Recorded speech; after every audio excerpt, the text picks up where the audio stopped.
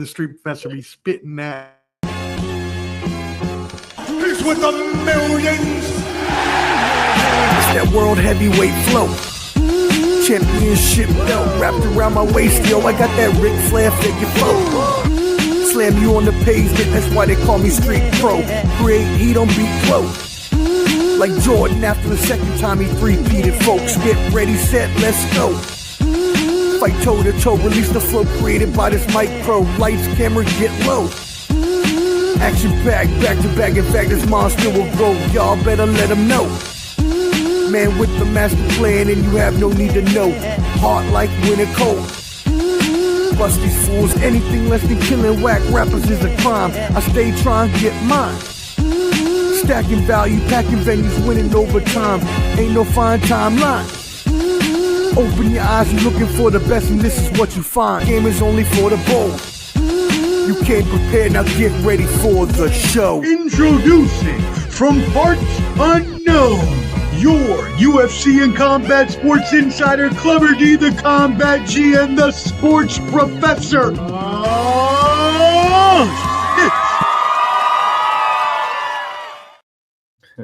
Yo, yo, yo, what up, friends? You know what it is. Ball and Buds back at... Oh, my God. Okay, well, you got to let me know if you was going to do that. I want to bring you on. I want to bring you... Hold on. Let me get you off real quick. Hold on, bro. Pause. Pause. Oh, wow. Holy reckless, Clever D. That was reckless, my friend. Gonna do what? Wow. Don't be reckless like me on a Wednesday evening. We welcome y'all in, Ball and Buds. Thank you, as always, for tuning in for another episode of Boxing Champs, here for the review of Canelo Álvarez and Terence Crawford. What a main event fight. Clever D, I know we're going to talk about it, but man, how do you feel from this weekend? Oh, amazing. I was right, but still wrong. So I thought it was going to be a split, but we'll talk about all that stuff when we got the great panel on. But I'm on a good boxing high. We had some good fights. Not only was the main event good, the co-main event was good. The fights leading up to that on the main card were good. So I'm just, as a boxing fan, I'm happy. You ain't never lied, brother. That card was stacked, jacked, and action-packed, as our brother Francis would say. Let's go ahead and bring in another brother on the panel. We appreciate him coming in, as always. The foremost boxing historian who has some stuff to talk about today with a fighter of his that we are very much looking forward to seeing. And we'll talk all about that. Josh from 86 Boxing. Yes, sir. Appreciate it. Hey, I'm happy to be here as always. 41 million tuned in for the Crawford Canelo fight. Boxing is dead. Hey, tell him, say it louder for the people in the back that cannot hear you. Yeah, I heard. Hey, my friend, you look a little blurry there. Are you a hostage situation or? Am I good? Good. Maybe you just need to back up. Maybe do one of these numbers or something. Nah, you're still blurry. But while you get that figured out, we're gonna bring in our other brother here. You know him well, and he has a little friend joining him today. Maybe like Scarface. Say hello to my little friend Clever D. Hit that intro. We know who it is. The people know from high and low, from low to high, from east to west, west to east, anywhere in between. Heavy on the poppy, light on the yayo, none other than Poppy Tune Yayo. Bam!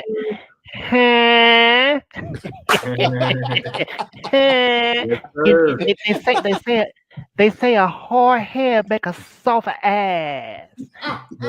A belt ass. Yeah. Oh, y'all got it. Y'all gonna get this work today, fam. Let's go. the Dusty Rhodes leggings. Dusty Rhodes. Hey, y'all see the 86? You see the merch? You know what I'm saying? Hey, Josh. Shout out. Look at it. Yes, sir. All right, with it. All right. Word. Well, yeah, we're going to have Skywalker joining us here in a little bit, hopefully, so it doesn't look weird missing one box. But, hey, we will roll with it as is. Josh, go ahead and let the people know where they can find you, my friend. Hey, you already know what the deal is. 86 Boxing on everything. www.86boxing.com if you want to drop by the site. Everything else at 86 Boxing. Though on YouTube, there's someone else with 86 Boxing. So it's at 86 Boxing TV. But you put 86 Boxing, I'm who's popping up there. Trust me. That's right. Oh, wait. So are you not both of those? Are you not 86 Boxing TV? I am 86 Boxing TV, but the youtube.com/86 Boxing is someone in Russia who doesn't post anything. What? It's crazy. Right. Yeah, it's crazy. He's got it. Huh. I need to get that. It happens. It happens. Papi Chunyeo, where can they find you, my friend? Just go to IG at Papi Chunyeo. You get what you need. Yes, sir. And also not pictured, but will hopefully pop in at some point. You know, our brother Skywalker Boxing Media is here. Go ahead and find him there. And also Mo Boxing No Problem are also our other partner as well. We thank y'all for tuning in. Let's get some comments here coming in fast and heavy. Miter, we're sorry we left you there for about 20 minutes waiting for your comment, but we are happy you tuned in and you were early, and that's okay. You wanted to say, I told you so. Terence. Yes, sir. Look to my man, Miter. The illest, you know what, from Nebraska. Crawford cannot be stopped. Called the GOAT, even by Max Kellerman in the ring. I mean, we are talking things here. Clubber D hitting that 1,000% facts. Angel Diaz, thank you for tuning in. Yeah, he will. He'll be popping in with us, hopefully. Picasso. Yo, what's good? We appreciate you. Oh, there's Skywalker right there. Phone kept shutting off. He's going to pop in just a little bit, so y'all stay tuned. He'll be right with us. Let's see. Just Frank. Shout out. Salute to you. What else we got here? Let's see. All right. Joy Blogs. Shout out Joy Blogs. We appreciate you tuning in. Yes, shout out to you as well. All right, cool. So yeah, everybody, thank y'all for tuning in. We're going to talk the big fight and also get into some of those fight picks for the Boxing Champs fight pick group. By the way, please make sure that if you want to join the group, we've had some people hit us up, join already. Please do hit us up. Any one of us. You can find us on Instagram, Facebook, usually all of us. Hit us up. It's a free to play. You pick the boxing matches that weekend and you can win money prizes. Again, free to play, and you can win money. It is fun.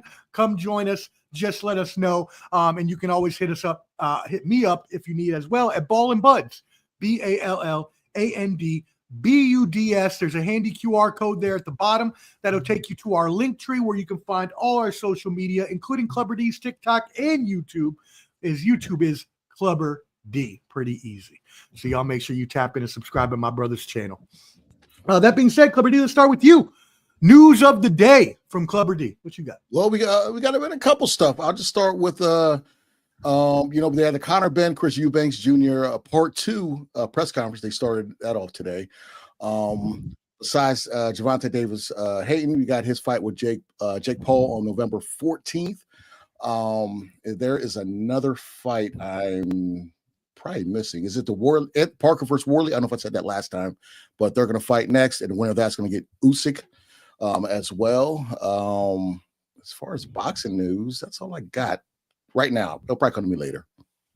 No, that's good. That's a lot of good rapid fire news right there you gave us. So thank you for all those updates. I'm sure many people did not even know about that. Josh, what is your news of the day, my friend? Hey, I spoke about it last time out. Tierra Brown defending her title for the first time in Houston on Saturday. Gonna be out there ready for her to do the thing. So tune in, folks, for sure. Also want to send a shout out to my man Shark Season, aka Scooter Davis, Derek Davis, just signed with Top Rank. You go look at it. He's out there. They posted. Been putting in that work, representing headbangers right there. So salute to him and much love.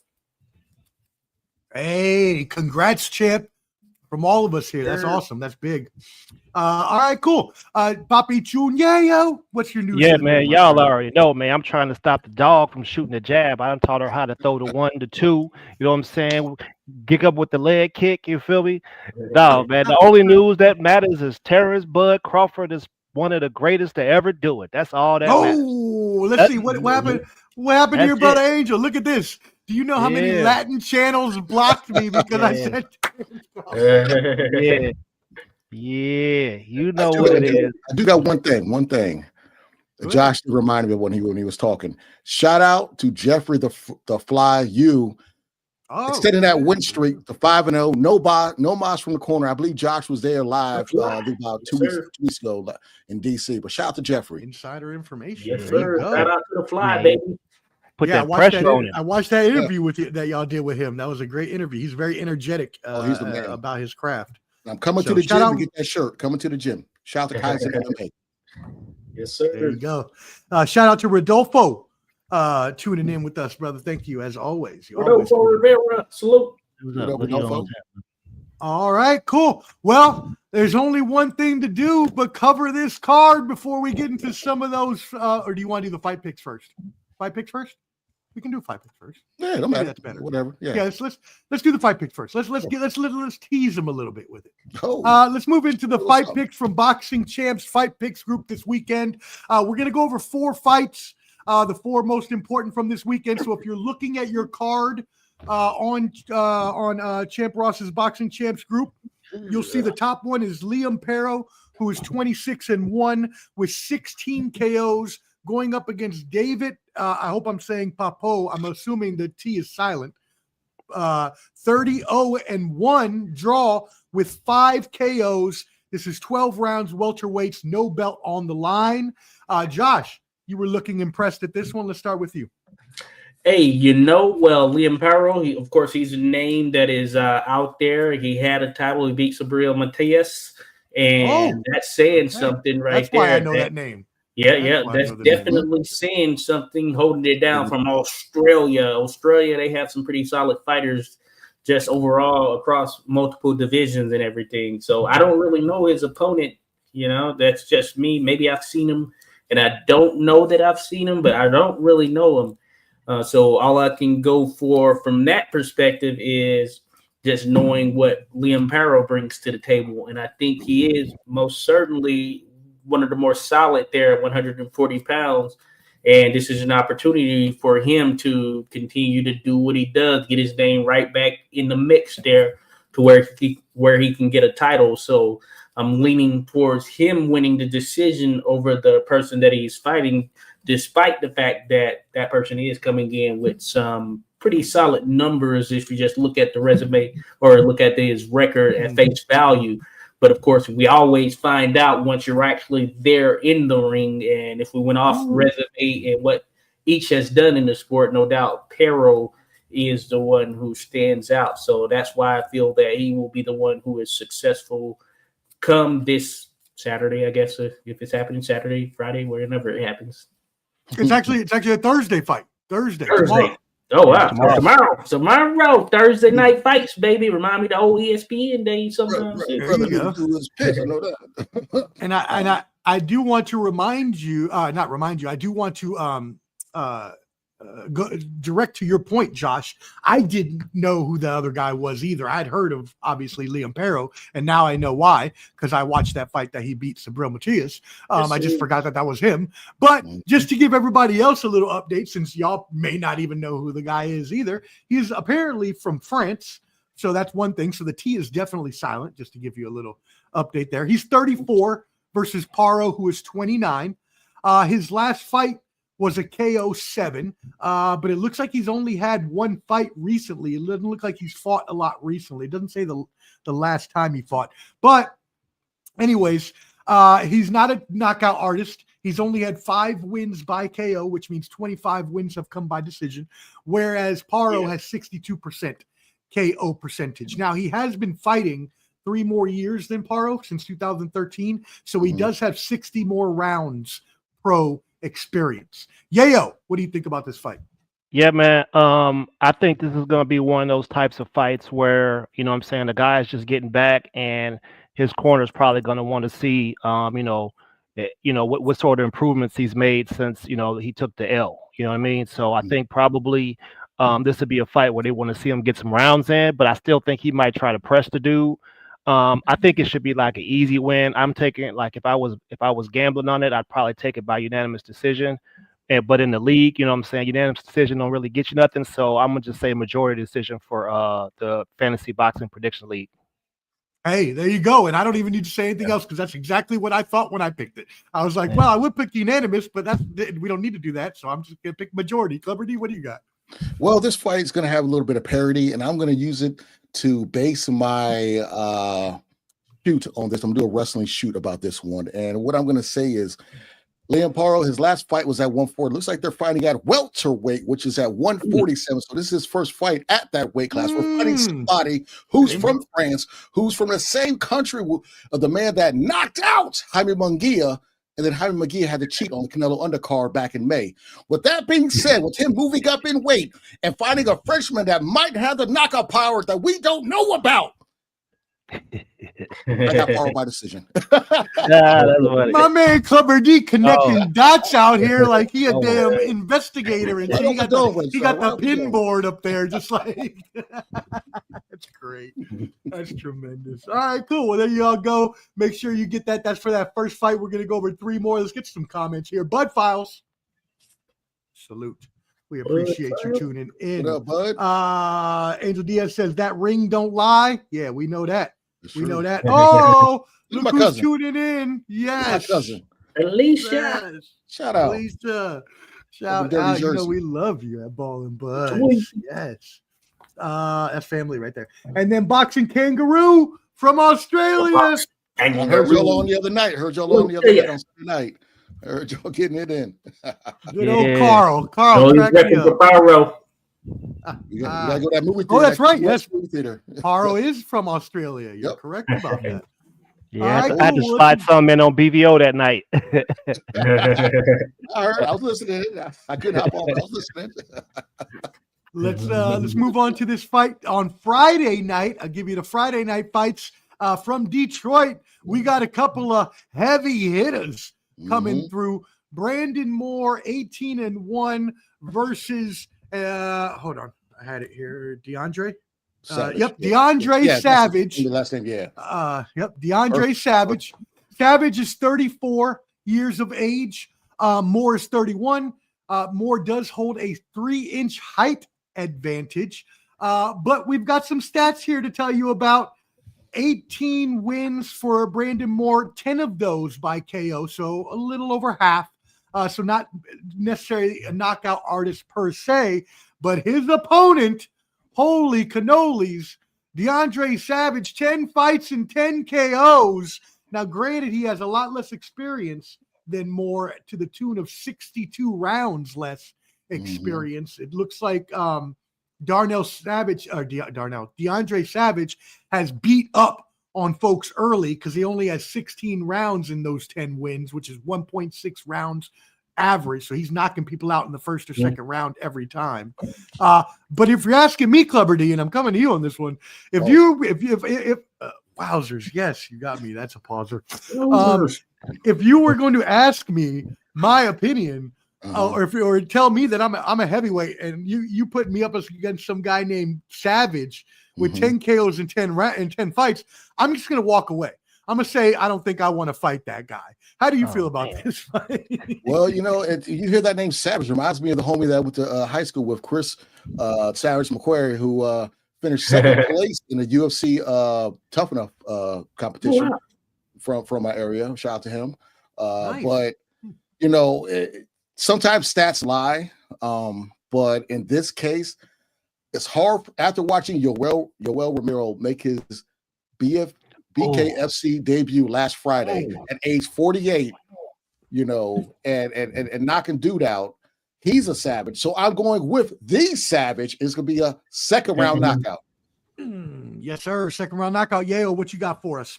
Man, I'm with Clubber D on this, man. I think it's going to be a little later. I got my man doing it in 5 because, we got to give some respect to the other guy, but I just feel like he's handing out concussions and migraine medicine.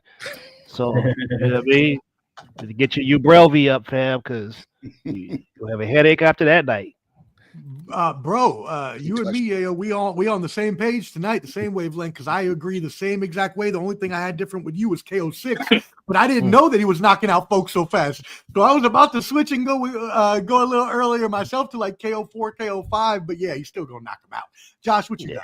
I'm looking back at what I submitted in my thing. So actually, I put more via SD in what I submitted to my man Champ Ross there. But Ooh, that okay, wait being a said, second. Savage, his record is more smoke and mirrors. If you look at the names and all of that stuff, there's no question that from a competition standpoint, the edge lies with Brendan Moore. His loss is to Richard Torres, who we have a lot of promise for him, or he has a lot of promise here, and he's Olympian, all that good stuff, representing Team USA.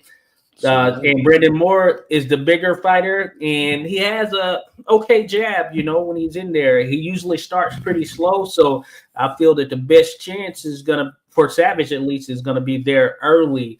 As it wears on, I'm gonna take Brendan Moore as far as him just kind of leaning in, using that body on him. But Savage himself is not a small guy there at 6'3", whatever he ends up weighing in at. But when you get something of this nature, you kind of just look at what available information is out there. And the information that we do have leans towards Brendan Moore winning this fight. So I have split decision in favor of Brendan Moore, and it could be unanimous decision, but Champ said is you get more points with split decision. So I'm going with that. They had a press conference today on DAZN, so if you guys can check that out, go on their Instagram. They were going back and forth. So it's pretty good, pretty entertaining. Oh, yeah? How did they Omar compare to each other? Is the size glaring for Moore? Yeah. I mean, he's wearing was wearing a hoodie, but he's a big dude. Okay. Yeah, man, the motherfucker Pillsbury Doughboy built dudes. You know what I mean? Motherfuckers got that built like a chicken pot pie. They got meat hanging over the side. Why not like a chicken pot pie? Got the extra skinny shirt. The people wear the muscle shirts without a muscle in sight, like one of those type things. What were you trying to say, Yayo? No, man. Hey, said we ain't gonna have a Harper situation where motherfucker just climb out the ring and just. Felicia, I'm not even making it to the ring, okay? If his name is Savage and he has 10 KOs in 10 fights and they all happen in the first 2 rounds, no, I'm not even fighting. I'm not even agreeing to the fight in the first place. They're going to put it in front of me and I'm going to be like, hell no, he can wait a little bit. He ain't ready. I'd be like, look at my record. He ain't ready for me yet. I'm going to country box.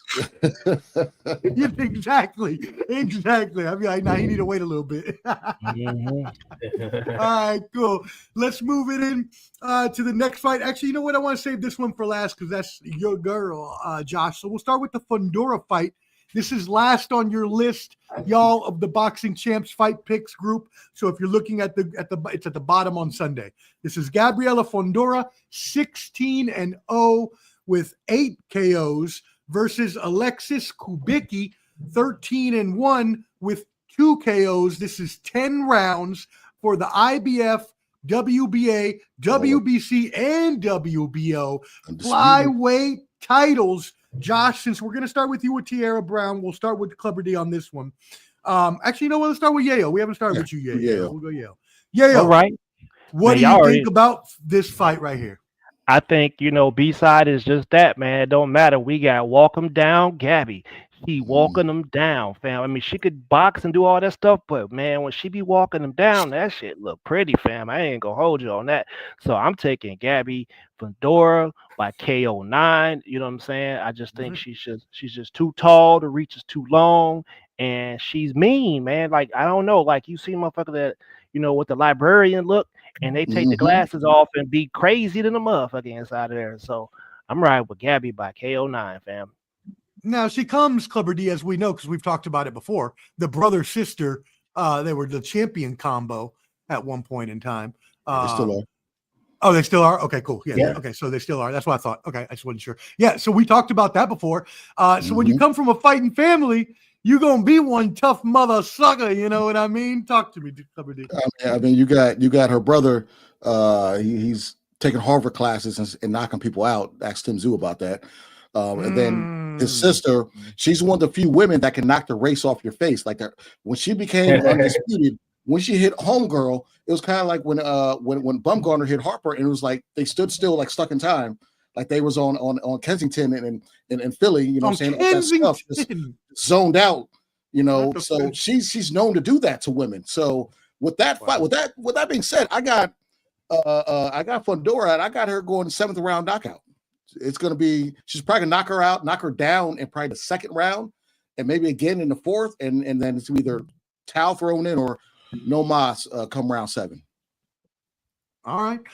Yeah, I mean, now you're starting to change my mind. I hadn't picked that fight yet, but just looking at it, I mean, I know how tough Fundora is, but the other fighter looked okay. I thought maybe she could dance around for a little bit, but y'all are starting to make me rethink. Josh, what you got? Well, I did go unanimous decision for Gabriela Fundora, but if she stops her opponent, then it certainly would not be a shocker for me, because I think she's a handful to deal with. And it's so ironic that she fights similar to, of course, her brother there, Sebastian Fundora. And you can just kind of see a mix of that in both of them. And that's pretty amazing. Another combination similar in nature is Caroline Dubois and Triple D, Dynamite Daniel Dubois. There's another one where the sister fights similar to the brother, big bro, or whatever it may be. And I think this is the same case with Gabriela.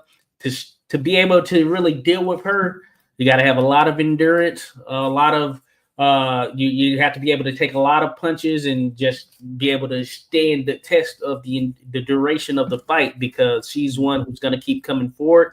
The person she's going against, she only has one loss. That being said, of course, similar to what we were mentioning in other contests, if you look at the resume, you really start to dive into them. Right. There's really no comparison, So I think that Gabriela Fundora continues doing what she's been doing, and I think she will continue that for the foreseeable future until she continues to move up, and maybe someone jumps out there who is a legitimate challenger that can push her to a different level. But for right now, man, she's in her bag of one of the best women fighters in the world.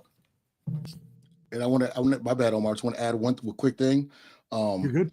I wonder how long before she signs with MVP, because I'm going to bring up something once we get to the Crawford fight with Netflix, unless someone else brings it up before I do. But I wonder how long before she signs with MVP, because Jake Paul does very good by these women fighters. She does. Yeah, she does well by them. Man, Jake Paul That's is the one thing he does. He is. He pimping Watson. And I respect what he's doing. If I had a daughter, I wouldn't let her go. All that. Ain't no another man finna pimp my daughter. Fuck all that. What was your decision? What was your decision on that? Oh yeah, I got a unanimous decision for Gabby Fundora, but stoppage would not surprise me. But what about for the fight picks route? Majority or split? Just for the No, I have unanimous even in that. You didn't even, you can't, that doesn't get you any more points. Why wouldn't you just? I know, but I feel like it's going to be clear. You just stood on principle. You just stood on principle. Right? Okay. All right, cool. Whatever. I will stick with you, Josh. I chose a decision before, so I'll stick with that. Although she does have a 50% KO percentage, and we know how mean she is. I'm actually going to stick with the decision like you did, and I'm going to go with the unanimous decision as well. If it was a fight picks group, I'd pick a split decision probably, just because it seems like the other fighter at least has a decent enough record to maybe pull one judge. But I don't know. I like unanimous there. I wish you could just pick unanimous too, but I get it because there may be so many unanimous picks. And now what I will say though here is, what was her brother's nickname, Josh? Towering Inferno. That's right. The Towering Inferno. That nickname cracks me up every time. That's great. What a great nickname. Big fan of his, All but right, he cool. put the glove on after the Epson Lupin fight. That left glove was still on there. I'm just saying. Yeah, man. I don't know, man. That shit is olive. That shit is olive oil on the bottom and lambda up top. There's something fishy about that. Why is that glove still on after? But whatever. Oh man. That's great. All right, cool. Let's move it into the last fight we're going to talk about here on the Boxing Champs Fight Pick Group. Again, y'all, if you are not in the Boxing Champs Fight Picks Group, you want to be. Get in. You want to be. Yes, sir. It's free. It's free, and you can win money, and it is fun. I thought I wasn't going to enjoy it as much, but I got in there, and now I'm waiting for the picks every week just so I can throw them in. And I'm at the bottom of the ranking, so you can have fun even when you're losing. Join me. I'm down there. I was down there. I'm down there. Come on. Man, I got tired of being at the top, man. I wanted to join my homies this season. That's foul. That's mad foul. Anyways, reach out to any one of us on Instagram at all of these different handles and DM us, and we'll get you in touch with Champ Ross. All right, and shout out to Champ Ross. We don't see you in here today, brother, but we appreciate you as always. Right there, shout out. Vikings fan, I believe too. Saludos. Oh, we got a saludos and a lads. A little Spanish and Irish action going Irish boxing aficionado there. Salute that there, Chris. Yeah, they're going to have to sit down for a minute. If anyone's tuning in while Omar's going through the comments, we'll do as Omar's going through the comments, let's do a like break. Just go ahead and like the video.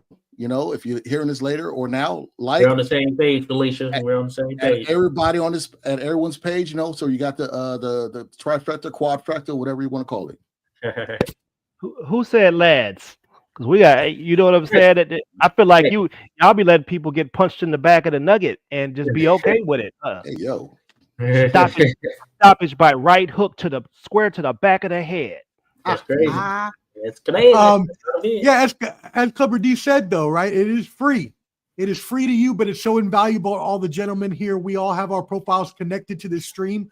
So every time you like one of the videos, whichever channel that you're watching from, it's going to help out all of us in the algorithm. So it's free to you and invaluable to us. So please do that. And while you're there, subscribe at Clubber D, at 86 Boxing, at Papi Tunyeyo on Instagram, and at Ball and Buds.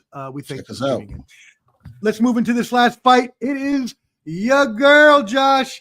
Tierra Brown, 19-0, 11 KOs going up against Emma Gongora, 10-3-1 with 1 KO, 10 rounds for the WBC featherweight title. Josh, what are your thoughts on this fight? Man, oh, my bad. This is an interesting one right here. This is interesting. Oh, no, I was going to let him go first. Okay. Yeah, I get to go first. Let's get it. Yeah. But this is the first title defense for Tierra since winning the WBC World Featherweight Champion, and I think she will eventually have all the titles there at 126, but that's just my opinion. So this contest should be a pretty nice one right here. Emma Gongora, she's out of France, and she has traveled to pick up wins before, so she's going to come in shape. Matter of fact, I follow her on Instagram, and we've interacted on a number of occasions there just through the comments or whatnot. But Emma, she's going to come in shape, ready to go. But I'm telling you from firsthand knowledge that it is different levels when you think about it from an overall standpoint, and you'll know what I'm talking about once you actually see it. But because Tierra Brown, I think she is the one, and she's going to do what she needs to do here on this weekend to get that victory. So I actually have Tierra Brown via 6-round stoppage. I just think that pressure is going to be too much. She's going to continue to dial in. And if you think back on the fight with Sky Nicholson when she traveled down to Australia to win the world title, had the referee stopped all of the holding that Sky was doing, then I think that outcome could have been something that ended early as well. Emma's nice, as I mentioned, she's solid, but I see a similar situation as far as once that pressure that Tierra brings is on, it's over from there. Watch out for the check hook, because I feel like that's probably going to be something that, you know, opens up things. And I'm going with Tierra Brown, 6-round stoppage. I think she's ready to take the throne at 160 or 126 pounds totally. So I'll be there live and in attendance. You might see me. I'm rooting her on. So let's do it. Yeah, I mean, they're fighting from the Bayou Music Center in Houston, Yayo. And I will say, Tierra Brown has a 58% knockout percentage, 11 KOs in 19 fights, while the other lady, Emma, seems like a little bit of a light hitter. Only 1 KO in 10 fights. What are your thoughts, Yayo? Man, I ain't gonna lie, man. I just met Tierra Brown the other day. You know what I'm saying? I got to get a look in her eyes, fam.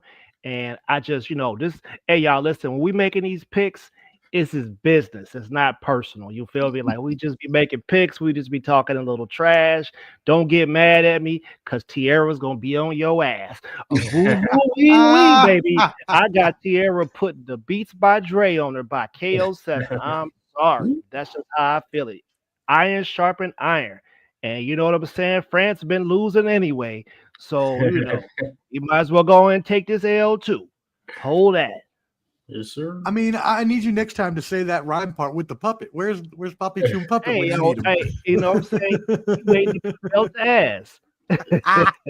Clever D, what are your thoughts on this fight?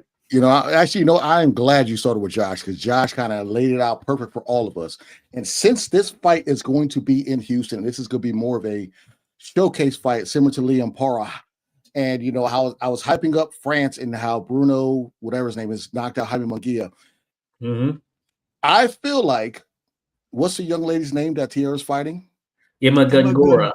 Emma Gungora is going to be similar to Paul Wall. She's going to be sitting sideways in ring around number 5. Okay? I knew something was coming. Knockout, TKO, Tierra Brown. Sitting sideways like the girls in the day. Let's go. Sitting sideways.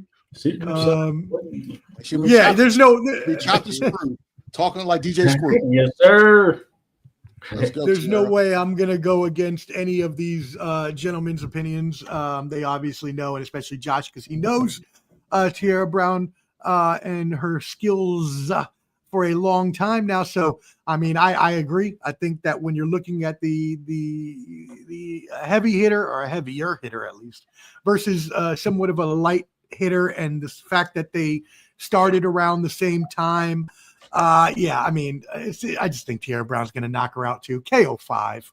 Get him out of here. Oh, we're together. We're together. There we go. Yes, sir. Oh, you said KO 5 too? I'm sorry, because I was looking at my notes. I didn't hear what KO you said. Man, if they had more time to work, listen, I understand why most of y'all pick split decision and majority decision for the women because they just don't get enough time to work, man. But there's a couple of them out there that just seem like they got the type of, you know what I'm saying, walk them down mentality. And Tierra, she definitely she got that. You got it. Like she got somewhere to be. And this is gonna be strict, like champ. You got all these other girls looking a certain way. I'm gonna get to that on my little nugget I have. But she's gonna show the world who she is. And if you don't know, you're gonna find out. All right. Mm-hmm. Hey, I love that. All right, cool. So y'all look forward to seeing her. She is going to be on Saturday night. So there you go. You got 4 fights, 1 for each night from us. There's your boxing weekend. We hope you enjoyed. Again, hit any of us up to join Boxing Champs Fight Picks group. It is a very fun time. All right, and there you go. And now let's get some comments before we get into the main event of the evening. My bad, Angel. I missed this earlier. Have you seen Daniel Dubois' sister? Oh, she yeah. Can fight. No doubt. Oh, yeah. She ain't no joke. The real deal. Yeah, that's a bad one right there. There you go. Adam, Canelo's white ass got washed. We appreciate you tuning in, Adam. Don't worry, Adam. Don't worry. We know you're not racist. You don't have to worry about that. We know. It's all good. He's white, so he's very. I mean, he's white looking. You can't say we know he's Mexican, but he does look white. I mean, come on, look. I've been pulled over by the cops before, and when they gave me a ticket, they put white on the motherfucker. Okay, I don't like it, but they do. Okay. Yeah. Especially with how many Hispanic people we got there, and they can't tell I'm Hispanic. Like, at least, come on, man. Y'all better stop. Y'all better stop participating in them census. hey, all you Indonesian people, y'all next. Y'all think y'all got it cool too? They finna be on your head. A lot of people that live in Miami, I know what you're talking about. A lot of people that live in Miami. More than 100,000, if it's more than 100,000, you motherfuckers, y'all gonna have a box to check. Yep. And that's gonna be when it starts, baby. Yo, that's crazy. That's crazy. All right, cool. Let's move it on. Sheba, won't lie, Crawford made easy work of Canelo. We're gonna talk about that. People have different opinions on that. Some people here will. That's the homie. I like what you're talking. Some people may have some things to say about the judges as well. So we'll see. Felicia says, "Put me on that free joint, cuz I'm gonna get you when we get off." That's funny. Let's see. Chet Cook reminds me of Money May. Put Ricky Haddon down with that. By the way, rest in peace. Thank you for that. Rest in peace. R.I.P. Ricky the Hitman Haddon. Do they know how he passed away by any chance, or is it still? So I know he had an exhibition lined up. Yeah, they just said he was found like that. So signs seem to point towards it could have been, there was no foul play or anything of that nature. It could have been his own doing, but I don't know for sure. I haven't seen the exact latest, but he was just kind of found in that situation, So Mhm. but he's dealt with depression and things of that nature. And apparently, Yeah. I didn't notice he had attempted to take his life before. Oh, damn. I didn't know. Wow. Yeah. No, I'm looking at all the news reports now, and his family was quoted as saying they thought he was in a better place. So, alluding to what you kind of just pointed at, that He it could would- be something along those lines. Off We don't want to season, say I know because they we call don't him know. Ricky- I know in off season they would say, like, Ricky Fadden, because he liked to eat a lot. I didn't know, like, if drinking, or he had other vices. I wasn't too sure because he's over in the UK. I don't really hear too much about him. I know his son recently retired after his loss at a young age from boxing. But shout out to Ricky Hatton, man. That's one of the That's great tough. Yeah, he Yes, kind of embraced that, Sometimes. that whole Ricky Fadden and all that stuff. He played into it as well. But he was scheduled to actually make a comeback in December against someone. Mhm. So, I guess, it's one of those crazy situations, Mm. Yeah, man. I mean, if he's been dealing with it before and he's been dealing with mental health issues, hey, those mental health issues will get the best of you if you don't, handle them and nip them in the bud ahead of time. And that's very unfortunate for anybody. We pray for anybody that has to deal with anything like that. So, prayers up to him and his family, especially. But yeah, he had apparently issues with both, mental health, alcoholism, and some other things, which are nothing to be glorified. And we feel very bad for him. And anybody got any memories of any good fights of his or anything like that? Yeah. He was the one that sent Kasazu into retirement. I think about the magnitude of his fight with Mayweather when that happened, and just kind of seeing that there, how it went down live and all of that stuff. Man, it was anticipated for sure, and he had a number of other good wins. He's one who I think I've shared it before, but I always loved his trucks. I felt like they were some of the nicer ones in the sport, just in general, where he had that sort of teal like color and the British flag tied into it. So I always liked his trucks. Yeah. He's always for me for Mayweather Pacquiao. They were like, all right, Mayweather Pacquiao are going to fight each other. Okay, you saw what Mayweather did to him. Now you saw what Pacquiao did to him. And I was like, all right, that's a common opponent. Now what's going to happen with Mayweather Pacquiao fight? But again, he's a British legend, British great. Rest him. Yeah, definitely. Rest in peace. And obviously, it's hard to move on from a person passing, but obviously, prayers to his family. Let's get back to Tierra Brown fight, because this is comments from here. Angel Diaz says if she gets into that little triangle, it's game over. Yes, sir. Felicia then champs in. Yes. Omar, with the game over, we're gonna say little flip. Game over. Somebody help me out. Do it all analogies right there. Hey man, he's trying to give away everybody age on this man. I forgot all about that song. See this right here? See that right here and nothing here? Hey, you know I'm already up there. I'm already up there. Let the record be shown. I am only 37 years old. Take the hat off. Oh, damn. Don't do like that. Answer your cousin's question. Let's get that ripple horn. Don't find out it's a horseshoe up at the top of that motherfucker. All right, stop talking about my hairline. Someone answer Felicia's question, please. Jesus. Oh. Can anyone walk Clarissa down? Anybody? Nobody. Hey, hold up a second, man. I put some information there in the chat. We'll should do something about. Because listen, man, the Savannah Marshall fight was nice. An easy fight, and y'all know I'm a big Clarissa fan. You know what I'm saying? But I feel like that Savannah Marshall fight was some good work. It's my Friday. It was definitely good work. Friday year, male and female. So, they can run that back. In light of Savannah Marshall versus girl, what's her name? What's the other girl? What's her name? I know her name, but it's she beat her last. She who just beat Savannah Marshall. She's with MVP. Wait a minute. You know what I'm talking about, right? You know what I'm talking about. But anyway, she maybe is someone who would make it interesting.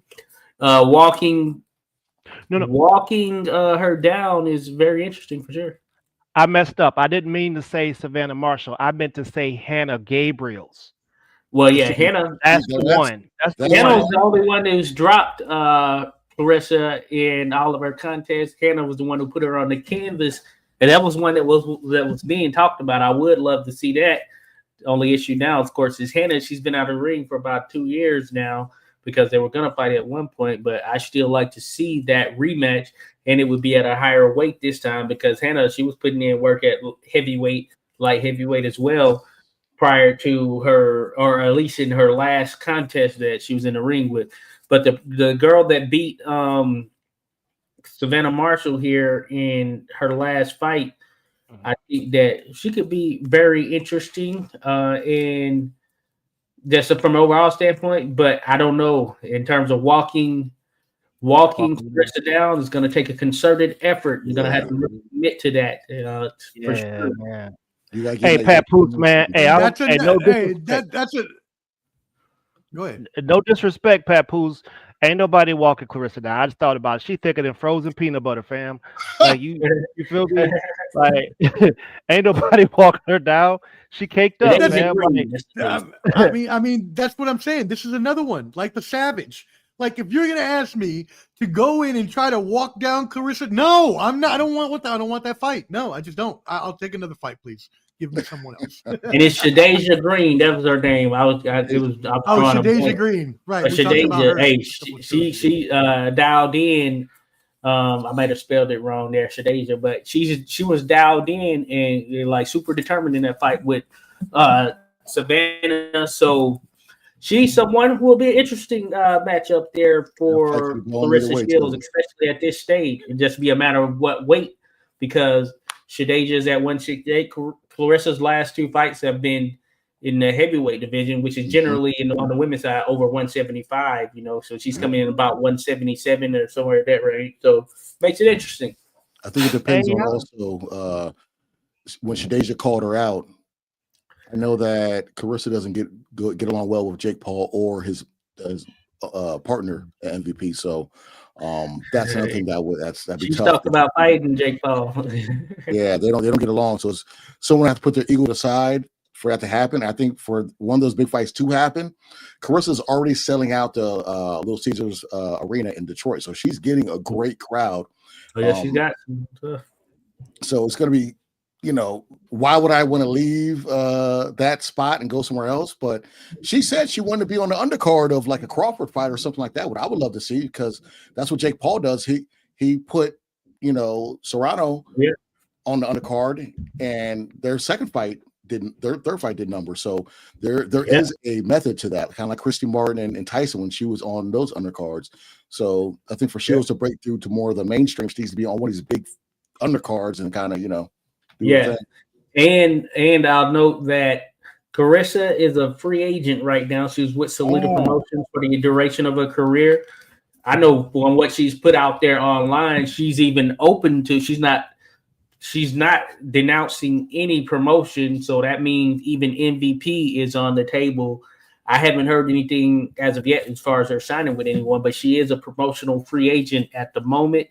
So in all likelihood, if something major were to happen, and given that Savannah Marshall and Shadeja Green are both MVP fighters, maybe that's where she ends up, but time will tell. The only other person out there who at 168 is Franchon Cruz, and that's someone she's fought. That was in her very first fight as a pro.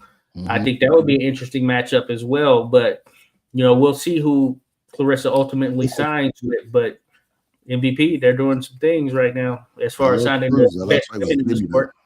Man, that shit is foul. That last fight was a gimme. That shit is, Clarissa Shields is the queen of boxing, and Terence Bud Crawford is the king of boxing. Period. The fact that she ain't got a statue built somewhere is bad business. If anybody else had been doing what Clarissa Shields did, they'd have an arena named after them.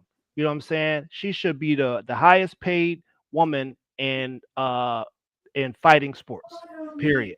She should be the highest paid. I agree. What they're doing for Amanda Serrano, she's accomplished so much. Same with Katie Taylor. She's accomplished so much. The backing needs to be behind Clarissa Shields the same way they are behind those 2 young ladies, because man, what she's accomplished in the sport along with them, they kind of ignore her, and it's all about who's the one promoting and backing you, and she needs to be on that level. I'm with you 100%. Yeah. I mean, not only does she need to be on that level, she's more accomplished than both of them. Yeah. Yep. So she's in the Guinness Book of World Records, fam. Yep. yeah, I mean, Well, she's close is also- Katie, and Katie doesn't have as many Undisputed, I believe. Yeah. So Right. Juggernaut. No, I agree. And you wish someone like Jake Paul would be like, hey, let me make her a headliner and MVP. Man, listen, man. Hey, Jake Paul, there's Jake Paul. Jake Paul has I mean, let's see. Okay, if you want to say he's accomplished things, We're just talking about the promotion of women. That's all. promoting, but still though, they're not on the same level. Like how is she gonna fork up her queen status to go work for a jester? No, I was just saying. Hopefully, someone would. You gotta, hold on. Yeah, you gotta look at it like this. Soulja Boy may have sold more records than Coogee Rapper. Who is the better rapper? Facts. So that's Soulja how Boy was the internet. He broke their internet rappers out. Yeah, but I'm just saying, like, but still, point holds. Going that round, the point is, Jake Paul might be whatever, but he's move the needle. He gets more attention, right? And she needs somebody to help her do that. Somebody on that level. Yep. I Show Speed, Kai Cenat, somebody in that realm, promote somebody that kind of looks like you. That's all I'm saying. But whatever. Good point. You got the money, might as well. Mr. Beast out here promoting his people. By the way, shout out to one of your people, Clubber D, and I've never actually met her in person, but she seems awesome. Oh, yeah, I'll see her. So anybody that that inspires someone to lose weight, this woman, and if I'm wrong, fry me, okay? But I think she was close to the 400-pound club, lost well over 200 pounds. Has been a marvel for people trying to lose weight. My homegirl Karita, she is by. If I had your freaking YouTube, I would not YouTube, but Instagram. If I knew it, I'd say it right here. But you can put it in the comments what your Instagram is. But she's big into fitness. She's lost a ton of weight, and people, if you're just an everyday person and don't need that YouTube fitness model that has that fancy gym, she's somebody you can follow that's an everyday person just like you, losing weight and trying to get better. So shout out to the homegirl Karita, and I will see you for a high school reunion in October. Salute. Oh, that's what I see what it is. Now Clubber like, which one? I used to want to holler at her back in the day. Let me show you. Married, I believe I'm not putting business out there, but a grandmother. So absolutely not. So we're okay on that. But I know she's that's the homie. That's funny. Shout out to Adam, says the fight wasn't fair. Canelo saw Benavidez just before the fight. Shit is true. He definitely didn't want them Benavidez problems. Already getting started. That's in the line of what I would do if I saw Savage or Clarence Shields. All right, so let's move it into that card. We're not just going to talk the main event. We're going to save that for last. Wait a few more minutes, 15 more minutes. We got y'all, everybody. We got y'all. But we got to talk about these other fights first, because as Clubber D said at the beginning of the show, these other fights were tremendous as well. So we're going to go through the co-main event and the second to main, which, by the way, I would like to point out. No, I'm just joking. I'm not going to say anything. But we'll start with the non-co-main event. Christian Mbili versus Lester Martinez. Should have been a co-main event. I should have been. Hey, I said that. We all agreed. Okay, but I just want to make sure we all know the professor had it correct. And yeah, you did. I was corrected. WBC interim super middleweight champion Christian Mbili, 29-0-1, 24 KOs, went up against Lester Martinez. They battled to a split draw. 93-97 Martinez, 96-94 Mbili, 95-95 split draw. Wow. This was a hard-hitting affair, gentlemen. I could feel the punches through my TV. Josh, what do you think about this? Man, the draw, I'm not mad at it. I got to be honest. I'm not mad at the draw. It would have been cool if one fighter would have won. But that being said, I remember I went to a fight party where we were all watching it. And I remember after that 12th round, I said myself, I was like, I don't know who won this. I really don't, because there were so many ebbs and flows. Each had their moment, and I knew it would be a damn good fight, but it was even better than I anticipated. I mean, they were really banging, and fight of the year candidate right there. Maybe it's in that number one slot right now as far as fight of the year. It's got to be up there in the rankings. And I just think that, yeah, it was an absolute treat. It should have been the co-main event as we discussed, but I understand that name value and who was involved, the reason it wasn't the co-main event. That being said, I mean, that was the fight of the entire card right there. And they both put on, and it's just, hey, if you're introducing someone to the sport of boxing, that's one fight that I would definitely want to, I'm like, hey, hey, come check it out. This is boxing. You haven't seen boxing? Hey, this is the fight to check out right now. You know what I'm saying? So I think both of those guys won fans just giving the performance in that contest. And it was back and forth. I mean, hell of a fight there for sure. I'm not mad at the draw. I wasn't scoring it live, but at the end of it, I really didn't know. And that's what you those are the type of fights you look for right there. At the end of it, I did not know who won. So salute to both of those guys. Maybe they'll fight again.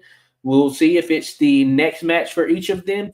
If it's not, then I understand, because that's a grueling matchup. A lot of shots taken from both parties, man. That takes a little something out of you right there. So salute to both of those guys, because I thought they put on, they understood the moment, and neither one wanted to back down. And go and get to the contest, I picked Lester Martinez to win the contest. I actually picked 6-round stoppage, but that was really just me kind of just throwing something out there. But I'm not mad at where it ended up right there, man. Both of those guys, super, super duper salute to them. Yeah, no, I mean, hey, it was a tremendous fight. Yeah, what'd you think? Yeah, man, you threw a wrong pick out there, just like I did. Join the club. Wrong pick out. Listen, man, I remember what I said about this fight, because I rock with Mbili heavy. I thought that Mbili would probably drop him like 3 times. I thought that he was a faster fighter, which it seemed like. The thing about the fight is that he bet a guy that was tough, man. The dude was tough, and I'm telling you, when they run it back, I'm riding with Martinez by stoppage. I feel like Martinez, if he had to just listen to his corner and stepped around, because every time he stepped around, those angles were there for him, and the boy can crack. Like, I'm telling you, like I'm giving him all his due. He could definitely crack. I felt like he had like a little bit of an amateurish style that night. Like, he would just shoe shine, and like he let 5 punts go. It's like an all heart type fight. You know what I mean? So I would definitely take Martinez the next go. Hey, and that split draw, you know what I'm saying? I said that's how I thought the Bud fight was gonna go. You know what I'm saying, Omar? But you got that one right though with the draw. That's dope. Hopefully you picked it in the league, because that's 25 points, man. You can't beat that. Yeah. That's 25 Yeah, points. that's crazy that you picked the draw. And it came out to be it's gonna be a split draw. That's tremendous. Great job, Josh. Points right there. Yeah. Clever D, what you got on this one? Man, this fight, I actually thought the experience of Mbili would give him to the promised land around mid-round area, but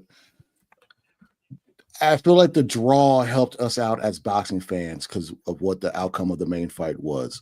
You got to look at Lester Martinez, a man from Guatemala City. Shout out to my Guatemala brothers and sisters. My grandmother is even named Guatemalans, which is funny. But,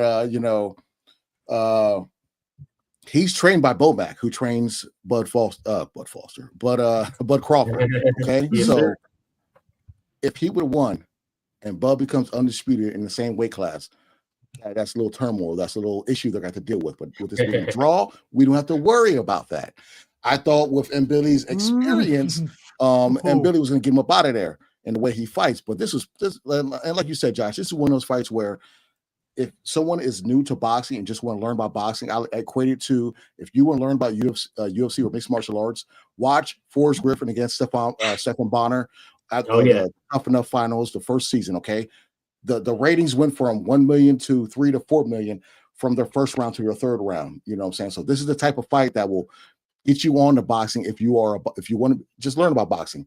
So I definitely love this fight. I had Mbili winning, I think 7th round or 8th round knockout, but I'm happy the way it worked out. That's why I don't really bet money on boxing, because I'd rather see a good fight than worry about what round they should get knocked out. Shit. I haven't crossed over yet. I haven't crossed over to that yet. I'm doing both. I haven't crossed over. Yeah, we all picked KOs for M. Billy except Josh because I picked Lester Martinez. Yeah, and hey, it's one of those interesting things. I just wanted to say this real quick. I study. I'm flattered when you call me historian and all that. I'm just a lover of the history of boxing. So studying the history of boxing, man, this is that type of fight that is a separator because for even the best of the best, there are sometimes those fights in which all of the physical goes to the side right there, and it comes down to the mental. And neither of those guys could be broken mentally on that night, and that usually what produces these iconic type of fights that you see because the physical goes away. We know they're both in shape. We know they're both in there to do their thing. They got game and all of that stuff. And did that mental, and neither one or both fighters, I would say, refused to be broken on that night, which is what I think makes it a very special bout between the two. And and salutes to both of them because this is the type of fight that you don't always get. And I think, as I mentioned, probably took a little something out of both of them, but they understood what was at stake right there. They understood the magnitude, and not every fighter understands that. You know what I'm saying? So neither one can give an inch right there. And that's what made it an amazing contest for us, the fans. And that's why you'll see others, I'm seeing in the comments and all of that, saying that this was the best fight on the night. And I definitely agree. And hey, look, I mean, the reason I call you a historian, my brother, is because you studied the history of boxing. You are a true historian of the game, and I actually don't know any better historian on boxing on YouTube. So I'm going to continue to extol the virtues of your historical boxing knowledge, my friend. All right, cool. Let's get some comments here. Shout out to Raz Klot, giving 86 boxing. Look at that. Give it a shout out to one of his favorite channels. Rasclot, he knows this stuff right there for sure. Hey, shout out to Rasclot, folks. Go follow him. He goes live as well. Rasclot always dropping those dimes right there. He knows what right now the history of it and all that stuff, and he understands. So salute to my man Rasclot. Yeah, y'all definitely tap in with him. He says Billy needs to learn some defense, and he's off balance a lot. I 100% agree, and that's why he was catching those uppercuts. He was getting caught with those uppercuts. Think about it, Billy though. He fought the way that he typically fights. He's gonna keep coming forward. He has this knack for being able to carry that same type of ferocity, power, and energy into the later rounds, which that definitely helps him because you usually look at guys with that build right there. They say the muscles, they tend to burn more or whatever it may be, burn more energy or whatnot, and start to slow down. But he does not slow down. The lactic acid, yeah. And then speaking of lactic acid, he may not be on acid, but he's on something. As I see the smoke in the air, because he walks on the sky and networks with all of the boxing stars. Skywalker. Now let it rain. What's up, guys? Hey, sorry I couldn't be here tonight. I'm out here walking the skies, cleaning some windows for a fellow media brother. So, hey, but you're here though. You're here. You're in the I'm here to say hello. This is Gabriel Padilla right here. What's up, fellas? How's it going, guys? One of my right hands in media in Albuquerque. We cover all the boxing events, and he does. It's kind of like you guys, Ball and Buds. He covers MMA and bare knuckles, his forte. Hey, we need to know, guys. We just need to know who he picked. Who did he pick? Up with him. Hey, Gabriel's been on the show back in the day when Angelo Leo was fighting. I don't know if you remember. It was who did he pick? In the day. I remember him before. Yeah. Oh, who'd you pick in this fight? Crawford or Spence? Oh man, I was on the wrong side. I had Canelo, man. I was telling Skywalker. Okay. Yeah, I got a joke. I'm gonna line you up here in a minute. Welcome to the show. You so stupid. Crawford looked damn good, man. Respect to Crawford. That's right. Yeah, he did his thing. Hey man, Crawford Bud's been getting his flowers everywhere, man. Everywhere. I haven't really seen too much flack or negativity y'all motherfuckers can't say shit. Yeah, we That's can. Right. Ain't nothing Respect to Bud. About it. It's crazy. Ain't nothing to say. Well, yeah, Skywalker, if you want to jump back on in a couple minutes, we'll be talking about that main event. We just got to go through the Walsh Vargas fight real quick. Yes, sir. Yeah, for sure. I'm busy working, but I just popping in just to show some love to you guys. Well, hey, give us your I'm trying thoughts to get now in, then. get this done before the sun goes down. It's a big house, man. Well, hey, give us your Hey, quick appreciate you, thoughts now brother. then. Everybody wants to hear it. Give us your quick thoughts on the Crawford Canelo fight. Hey, respect to Bud, like I said, man. I got to eat crow a little bit, but you know what? If you look at my prediction, I said that I didn't count him out. You know what I'm saying? I believed in him. I believe that weight was going to be a big factor, which it wasn't. So yeah, man, respect to Bud. We witnessed history in the making. But if you really want to talk history, I educated myself the other day with 86 boxing. We're talking about a fighter holding it down in 3 weight classes at the same time. So it's been done in the past too. So that's something I didn't know. I didn't know it was actively in three weight classes. So Jack Johnson, Look at that, Josh. You ask and you shall receive. You said, I'm not a historian, and the 3 next things that come at you are I learned something from you are one of the 86 biggest historians. I learned something. You're checking it out. Henry Armstrong, Hammer and Hank right there. He held undisputed titles in 3 weight classes at the same time. Ooh, yes, sir. Good info. Good info. Well, hey, we appreciate you, Skywalker. If you want to pop back in, we'll be here for a few more minutes. But let us. But if not, then have a good work shift, brother. All right, cool, man. Thank you, guys. All right, later, guys. Safe. Yeah, all right, brother. Fall off on your letters. God, please. All right, cool.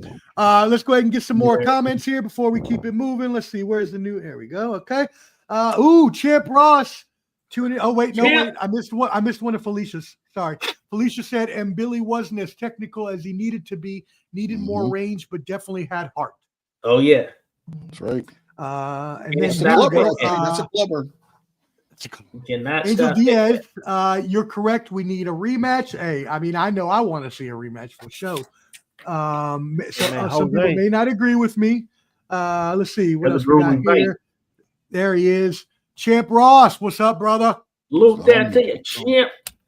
We appreciate you. We did promote the Fight Picks group, as Poppy said. Everybody, again, if you want to join the Boxing Champ Fight Picks group, let us know. We'll hook you up with Champ Ross, and you can join the Facebook Fight Picks group for free and win money. All right, cool. Let's see what else we got here. I will say, Ross Claude, if you're a Niner fan, put in the chat if you're a fellow Niner fan. So the Bay Area. Ooh. Just saying. Ooh. Yes, well, he says, I thought Canelo was a decision myself. Crawford looked good, no excuses. Hey, we love it when people tell it straight. Vargas needs a new trainer. I don't think his father knew what to do with a taller fighter. We're going to talk about that fight right now. Rasta, I didn't call Crawford out either. He just proved he is talented enough to fight in his true weight class. Oh, yeah. Yeah. Ross, yes, sir. 86 boxing. Damn right, encyclopedia. Let's see. Razclot, Barney Ross is up there behind Armstrong, going back to Josh. Oh, yeah. I was about to say Barney Ross. Tony Canzoneri is another one right there. Tony Canzoneri. I got his Felicia, yeah, he like Trick Williams from TNA. Whoop that trick. Whoop that trick. Angel Diaz says, I got Jerry Rice's rookie card. I have 6 of them. Damn, you must be a nice. Let me get that. You want to have 5? Right. Give him Dion. Let me get one of them. Hey, you call me Dion. Look here. You can call him by his name. You call me by government name. You call me Dion. So what's up? I'm a big time Niner fan. I got some cards. I got a few cards. I collect 3 cards myself. Let me get what you, Angel. What's going on, brother? That's funny. He is. He's the biggest Niners fan I know. Hook him up. And while we're at it, my beer opener right here. We were doing the show the other day. It's right here. We do a football show. Shout out to our Sunday showdown, Ball and Buzz. Check us out on Sundays between the Sunday night game. Be up in there. Yeah, they like San Francisco because the LGBT community that's fine. They make it sound. They say San Francisco. That's fine. I don't care. We accept all. I don't care. Hell no. I don't care. All the way to 5 rings. All the way to 5 rings. Wait, hold on. Rascott said yes, 49ers fan, but he's from Oakland. Come on, baby. That's okay. What happened to the Rays? I got Bay family up in Area, Sacktown. yay Me and area, Felicia got family up in Sacktown, the Paso Heights. We in there. Trust me. We got this. yay I'm gonna holler area. at you. You already had you on YouTube. I I got didn't you. know that, Rasclot. That's what's up, my man. I got you. Okay. The Bay Area. Shout out to E40. Yeah. Yes, sir. Ghost Efonzarelli. ride the whip. Ghost ride the whip. Hey, Gross Rider Whip. I believe them Cowboys almost lost to them damn Giants. So you better put that puppet away. I ain't got no team, Playboy. Oh, well, whoever's talking to you. Hey, you trip. Yeah. Oh shit, that's funny. All right, so Rascott says Tony Canzanari is another one Crawford can be named next. Yes, to. sir. Yeah, shout out to my man Dan. He mentioned that as well. But yeah, Tony Canzaneri, a hell of a beast right there. Hey, one of the greatest fighters in history. If you don't know him, look him up, folks, and you'll understand. He did law at a very early age too. He also says Emil Griffith is a 3-time undisputed. Emil Griffith. He says he lives in Brentwood, Clubberty. Okay. Says he lives in Brentwood. Yeah. That's where we got a lot of family up by Sacktown up in. I'm not gonna say exactly why. Just there, but yeah, they know. Hey, Champ Ross, you know what you can do with your Broncos ponies loving ass? You can get the fuck out of here. I ain't got. He do like the Broncos. Y'all know what all the big go. Get out of here. You lucky Dr. Sertan ain't hurt. That's what you better be. Right, barely winning games. Get out of here. I don't want to hear that. Daniel Somebody Jones, said Clubber's favorite artist is Baby Bash. Hey, that's fine. That's fine. That's fine. Hey, you got good songs. You got a hit out there. You know what I'm saying? Maybe bad. High heels in Dallas wearing stars. Get out of here. Try that. Hey, listen, man. I retired, fam. I packed all the gear up. I packed the dog jersey. All that shit went in the trash bag. I ain't lying. Hey, Michael Parsons. Wait, when was that? After what? After you traded Michael Parsons? No, man, it was last year, man. I said that was it. I just couldn't do it no more, fam. I was like, man, I no longer have the syndrome where you get beat on all the time and keep coming back. I don't got that. Yeah, because we saw where Jerry was when he was 16 at school. We saw that picture. Oh yeah, yeah, we saw that picture. All right, let's move it into the co-main event of the evening. Callum Walsh 15-0 and 11 KOs, had a unanimous decision over Fernando Vargas Jr. A total, pretty much just wipeout here, right? Kind of an ass whooping. Papi Chunyeo, we're gonna start with you on this one. Man, y'all already know how I picked it to begin with. You know, I seen the Vargas boy in there in the bed, you know what I'm saying, with the shorty over there doing the interview and stuff like that. I was like, I was like, what is going on here? These dudes getting ready to drop off some PORN hub type stuff out here. I was like, what is going on? Like, you supposed to be boxing you all up in the bed, lounging and lamping and shit. No, man. But really, what I thought was gonna happen kind of happened. I think Callum Walsh was another level above him. I believe he set him up. You know, I mean, Vargas kind of, you know, he had a lot of pride and stuff like that. And the family name is one that comes with a lot of pressure. So, you know, shout out to him for still doing his thing. I just think Emiliano was the one, you know what I'm saying? My man coming there looking like Scarf. Hey, you know what I mean? Like, he came in there looking like Scarface. So Emiliano was the one out of the family, if you ask me. Yeah, me too. But I think Walsh is, Walsh was just a tad better that night, you know? So I got it right, like all the other picks, but you know. Well, you got him Billy wrong, but anyways, that's another. Hey, everybody got it's a draw. That don't count. So what you're saying is he was more worried about a little Netflix and chill. Yeah, Netflix and shit. Yeah. He was worried a little more about a Paramount Plus and Down for the Count Plus. Oh, maybe he was in for a little Hulu and Do You, maybe. He was in for a little Peacock, and that's self-explanatory. Hey, look, y'all. Hey, listen, man. If y'all got daughters and sisters and stuff like that, hey, women, have some respect for yourself. Make that motherfucker get up out the bed, bro. What kind of interview is that? Like, you know what I'm saying? Get up out the bed. I did see that interview. I didn't realize that was Vargas. Because I wasn't paying attention to. I just saw it like scrolling through. Boy. I was like, "What is this?" Sorry. That's probably. Whoops. That's a personal message. That's a personal message too. Here we go. Rascott. Vargas had no game plan. He was defeated mentally. It seemed like after 4 rounds, he had no answer and no way to close the distance. Clubber D, what do you think about that? Well, I saw a video where people were saying that, Vargas had knocked him down when their feet got tangled. And I saw someone was like, oh, that should have been called a knockdown. I was like, it don't matter. Okay. When we talked about this fight last week, at 28, they were still saying he's a prospect, but Walsh was only 24. I'm like, nah, this prospect's really Walsh. One, it's Dana White's boy. He's been promoted by Zuffa Boxing or whatever, UFC Boxing, whatever they call it. Yeah. Two, this is a showcase fight. I know I give Vargas credit for calling all these fighters out at that weight class, but there's levels to this. And I feel like he doesn't have the same hunger that his dad had when he had the haircut with the little joint with the dye. Yeah. It's just not the same. And I Vargas, he the little floop in the front. Yeah, the little floop. And that fight took years off his life. But anyways, Fernando was one of my favorite fighters. And Emiliano, like Papa Chunyeo said, that's the one that I think out of the sons, that kid's the truth. He's really good. This one, I think he's at age 28. He's like, you know what? I need to make that step up and fight somebody or a name similar to mine that can get me over the hump. And unfortunately, Walsh is too skilled for that. And it was just clean sweep for me. Yeah, I mean, it was a clean sweep. That's what the judges had as well. I thought that I also thought Vargas was going to put up more of a fight. I picked him because I thought he was actually going to try a little bit, but it seemed like, again, as someone mentioned earlier, I apologize for not remembering who mentioned it, but it just didn't seem like he was prepared for this type of fighter that he was going up against. And it's like, man, if you're not prepared when you're going into a fight like this against a Callum Walsh who was experienced and is a good fighter in his own right, then you are going to have problems. And this was more of a problem. This was an ass whooping is what this was. So, hey, it is what it is. All right, cool. Well, thank you for that. Let's get into a couple comments before we move into the main event.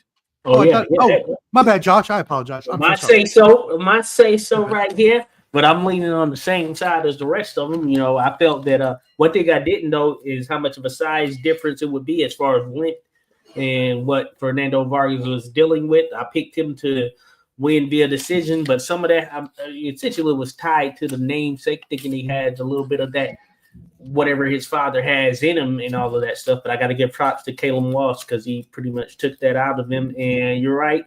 Fernando was a bit timid as far as I'm concerned, and he never really found a way to truly close the distance, which you have to do if you're going to be the fighter giving up a bunch of reach and all of that stuff. I thought he had some good moments. I'm surprised that the scores being as wide as they were, though I do think that it was a very clear win for Caleb Walsh.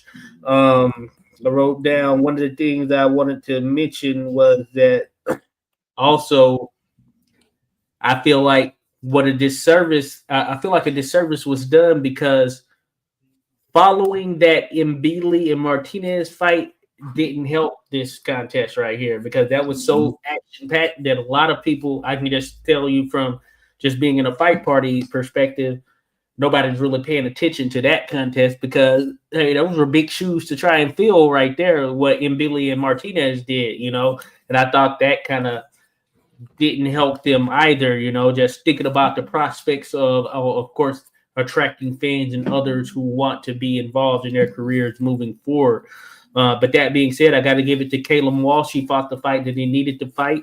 I was disappointed in the fact that Fernando never really changed a ton up or much of anything up. And of course, he went out the way that he did, and he seemed to be a little bit content with it right there. So that's when you need that sort of separating factor right there, because I feel like his father would have found that. And I'm with Papi Chunyeo there. If I were to, classify the brothers, I'm with Emiliano. I think he is the goods as far as the totality of them, and I look forward to seeing him. Fernando, he's going to need to bounce back, and it'll be interesting to see if he has what's needed there on that left side where the heart falls as far as being able to do something major in this sport, because that was not a good look for his first real step-up fight. And, time will tell if he ends up being someone that we'll continue to mention here moving forward. One thing that you said that I think does need to be addressed is, and I didn't score this fight personally like I did the main event, so I don't actually know what I would have had. But I do agree with you that just from the looks of the fight that he probably maybe the scores could have been one round closer or something like that. Maybe he won another round than just like almost a complete shutout. And again, just from the looks of it, I didn't score it, but it seemed like he was at least in the fight a little more than the scores indicate.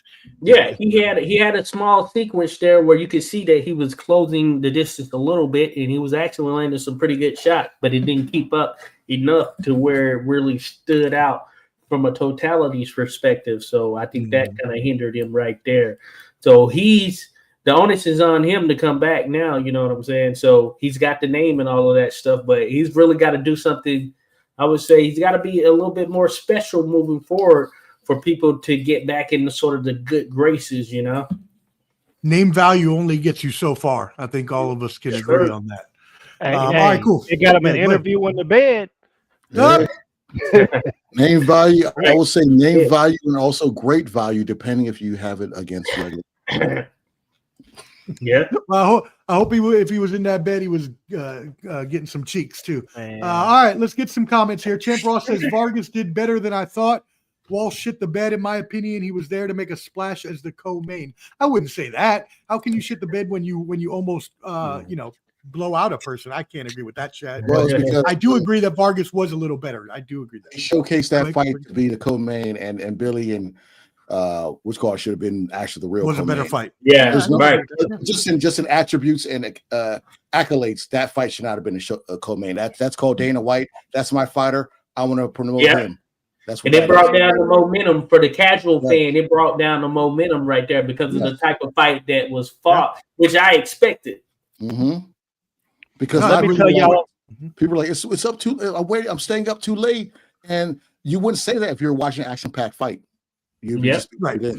So that's true. Hey, let me put y'all on some game real quick, because I know a lot of people don't notice this stuff, but I've noticed that ever since Turkey got into the business, they've been paying European fighters and matchroom fighters more than they're paying American fighters, and actually putting American fighters on the undercard, like the second or third fight of the night, bro. Like, they have been mad disrespectful on the placement of the bouts. Like, you can't feed me a debuting Saudi Arabian boxer and say that he's better than somebody who's, Steve Nelson. You can't sell that to me. They did the same thing with Tevin Farmer. They did the same thing with a whole bunch of people, man. Like, it's disrespectful, fam. Like, and Turkey is selling us some wolf tickets, fam. Like, I know they're trying to put some stuff together, but they selling wolf tickets. Like, you cannot push these dudes on us, man. I think that's part of Americans' dominance and ignorance to a lot of stuff, because unfortunately we've been on top for so long, and we fumbled the bag of us on top. And now that we're not in control anymore because we fumbled it, they kind of say, you know what? I'm not gonna say the name I'm gonna say, but they're gonna put somebody up there that's from a different country that benefits them. Because from Turkey's standpoint, yes, we have our American fighters, but I need to grow this sport in India or Pakistan or Saudi Arabia. So I need to showcase people that look like them, opposed to people look like us, Americans. Yeah. So that's the mindset I think he's doing. Because soon a lot of these fights are going to be over there in Riyadh season, and they're going to want to have a lot of Hamzat Sarazes and others that kind of fit the bill, so they can say, okay, yeah, that's our fighter. Shoot the jab. Yeah, kind of like I want to see somebody who looks like Mayweather or American, yada yada. So they're just it is what it is. Get that goop scoop ready. I tried hard. I tried hard not to say it. Not the goop scoop. Get the goop scoop. Get the goop scoop. Get that goop scoop. All right, let me stop. All right, let's move on to some more comments here before we get canceled. Razclot, Callum Walsh will get better as long as he stays active. All right, let's see. Yeah, he's young. He's good. He's got a lot of that's a private comment. Y'all be having a lot of private chatter over here. It's hard to cut through these things. Emiliano. Is that no? That's private again. He's the man. He's the best out of the brothers. He's legit. Yeah, he is. Oh, okay, cool. Armando's more of a scrapper. I think Armando would be best if he switched to like mixed martial arts. He'd be a stud. But yeah, I like Emiliano. Armando's too aggressive for boxing. He's too open to get hit. I think if he went to like MMA, he'd be great. All right. Rascott, not to mention Walsh has some pop. He made Vargas hesitant. He did. Vampiro, we will get to this in just a second. Vampiro! My man right there. Says, I predicted this fight on the YouTube channel was going to put $1,000 on Crawford, but you chickened out. Oh, that sucks. Shout out to my guy, Vampiro there. Yeah. Man, I put my $5 bet. Would have been a nice payday right now. Champ Ross says, Turkey trying to make a Saudi pipeline of fighters earn. that money they were just talking about. I'll eat some goop scoop. You got the money, right? Shoot. Felicia says, I hear you. I know you would demand at least $1 million. I hear you, but they got the money, so they're the shot caller. If I was in their position, I would do the same thing. That's exactly what I was thinking, Felicia, while they were talking. If I'm Turkey, I'm gonna do what I want. Shit, too bad. You want free pay-per-view? You take the fighters I put there, and you'll get your fighters too, but they'll get put where I put them. I'm not I'm telling you, in November. So how much is Netflix? About $29 a month. I know motherfuckers that ain't got that. Motherfuckers be trying to determine whether they want to go get some ho-ho Debbie cakes or fill the gas tank or keep the lights on. So if you got to have a Netflix subscription, it's people that can't do that, fam. I'm telling you. And the zone. Too. I'll tell you. You know what? I'm gonna say this. Once we get to the next fight, I'm gonna say what I was. Omar, you can start with me with the next one. Oh yeah, I got you. Rascott said would have loved to see Merrill versus Shiraz. Oh yeah, Merrill and Shiraz. That'd be good. Right there. All right, and then he also asked if we talked about Inoue. We did not, but what are your thoughts on the Inoue fight, gentlemen? Anybody have any thoughts on that one? Not gonna lie, I was busy all weekend. My brother in town. Yeah, your brother was in town. I did not watch that fight, so I need to watch it myself as well. But that being said, I like MJ, and going into it, I picked Inoue via decision. And MJ, he's nice. He's got the amateur background and all that, but I heard he was dominated and it wasn't really close. So I need to go back and watch it. I might do that a little bit later here tonight, as a matter of fact. But salute to Inoue, man. He's the man at 122. I think it's only up from here, I guess, unless Nakatani and him come to some decision or agreement. Ooh, that would be crucial. Yes. Oh, yo, I'm looking at it now. It says, Inoue dominates Akhmadiev in a boxing masterclass by unanimous decision. I caught some of the. I'm not getting up for any more Inoue fights. Like, that's way too early, man. Not doing it, man. Like, too early, yeah. He's not that guy to me. I already thought it was disrespectful how they was trying to hand him the top spot, and that's what this whole move about him fighting this weekend was. It was like, okay, they thought they was just getting ready to hand this pound for pound number one over to Inoue. I've been on this the whole time, fam. I see the plays, fam. You know what I'm saying? Like, it's foul what they be trying to do to us, man. Terence Bud Crawford is the king of boxing, and Clarissa Shields is the queen of boxing. Period. The Black American style is a style that everybody wants to learn, and I see the UK dudes starting to do it now, and that's why the Mexican dudes have a hard time keeping up with them, because they copying us like everybody else on the planet. So it's time for the respect to be gave out. It ain't just about belt to ass like we put to Canelo. This is about respect. Y'all need to give it where it comes from. That's it. You give credit and we'll leave you alone, but you're gonna get this belt to ass and some lessons coming with it. I love it. That's hilarious. All right, cool. Let's get some other comments here. Champ says, it's missed Inoue. Just seen the scores. Yeah, I think we all did. Inoue literally cleaned out 122. He did. He only got Picasso left. Rascott says Inoue is all around talented. Yep, there you go. Yeah, get about it for pound for sure. All right, cool. Well, let's move it into the main event of the evening. And I think Clubber D is going to hit on one of these points here, but Josh did mention it earlier already. 41.4 million viewers on Netflix. The U.S. audience for live and same day viewers, because that's what really counts. The replays count too, but I want to know who watched it live. So live, the U.S. audience was 20.3 million viewers, live and same day watches. So there you go. So anyways, what happened in this fight? Y'all, what an amazing fight. And I know there are a lot of discrepancies on the cards and where the scores ended up. And I know all these gentlemen will touch on this. But what I saw, even in the fact that, yes, Terence Crawford did win that fight handily, I still saw a good fight. I still saw a fight I enjoyed. I enjoyed sitting there watching the whole fight, regardless of the amount or lack thereof of how people think of the dominance that Crawford put on or not, which I think obviously was pretty dominant. Again, didn't take away, as y'all mentioned earlier, when you're kind of talking about taking away the casual fan with the Callum Walsh kind of Vargas thing. I was tied into this fight the whole time. Anyways, judges did score the fight 116-112 and 2 115-113s. Clubber D, I saw you talk about the 115-113s online. We are going to come to you in just a second. So again, Crawford started out very quick, as we all said he needed to do in the last fight. He needed to get out to a quick start. He did. He came out throwing hands, and he was throwing combinations.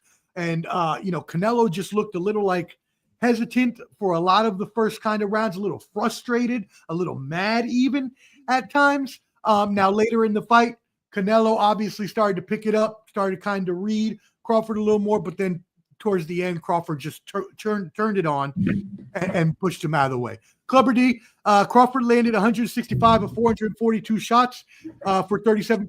Canelo landed 132 of 347 for 38%. So Crawford did land 33 more punches, but they landed at the same percentage. What are your thoughts on the new undisputed super middleweight champion? Well, you guys can't see this, but what I did was I scored the fight round by round, and I put little things up there. And Canelo, because I was getting drunk, and it got little shout out to the Rubik's Cube in the was at his house, and I had Canelo getting 2 rounds, and they could have been swing rounds at that. I think it was like 2 and 4. But for starters, I'm going to talk about Netflix, and these are the numbers. They might not be accurate. They could be a little false, but number 1 viewership on Netflix for live streaming. They had 125 for Jake Paul and Mike Tyson.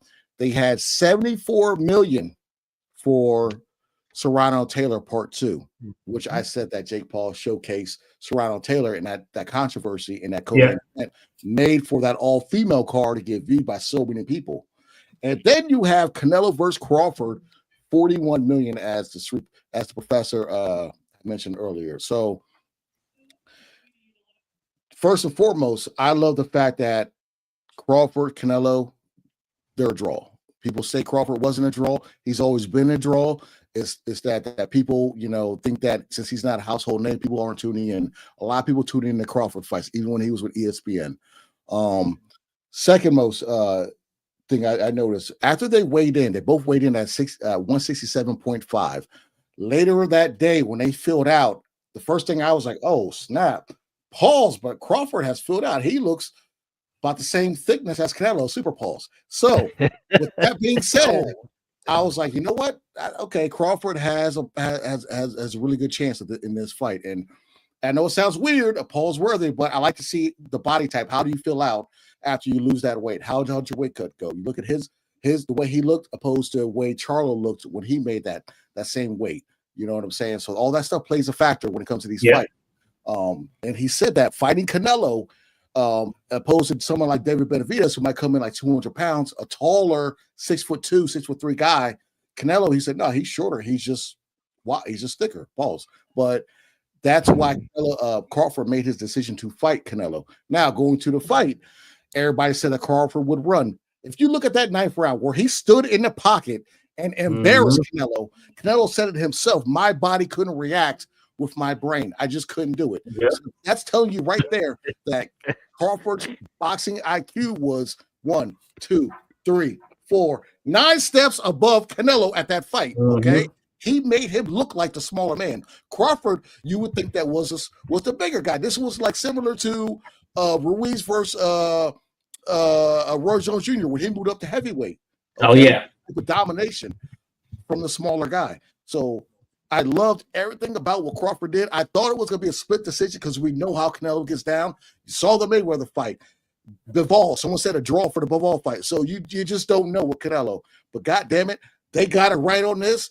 Besides the 15, as my dog shakes his head, and besides the 15 to 113, only thing I disagree with, but regardless, Bud Crawford is the face of boxing, and he's what everybody should look up and want to be if you want to become a boxer. The best. That's all I got. Yeah, man. He definitely that was great, and he definitely proved it. He proved that he is the greatest of our generation. He proved that he is more skilled than most people had as for a long time there as a pound for pound fighter until recently when we talked about it slowing down a little bit, and we'll get into that in a little bit too.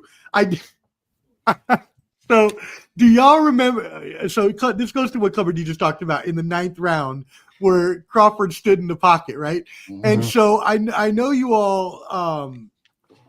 I know you saw the picture I posted on the Crawford thing, right? With the for the YouTube thumbnail, where it was the punch that he took, where he couldn't believe that he had been punched. Where he was like.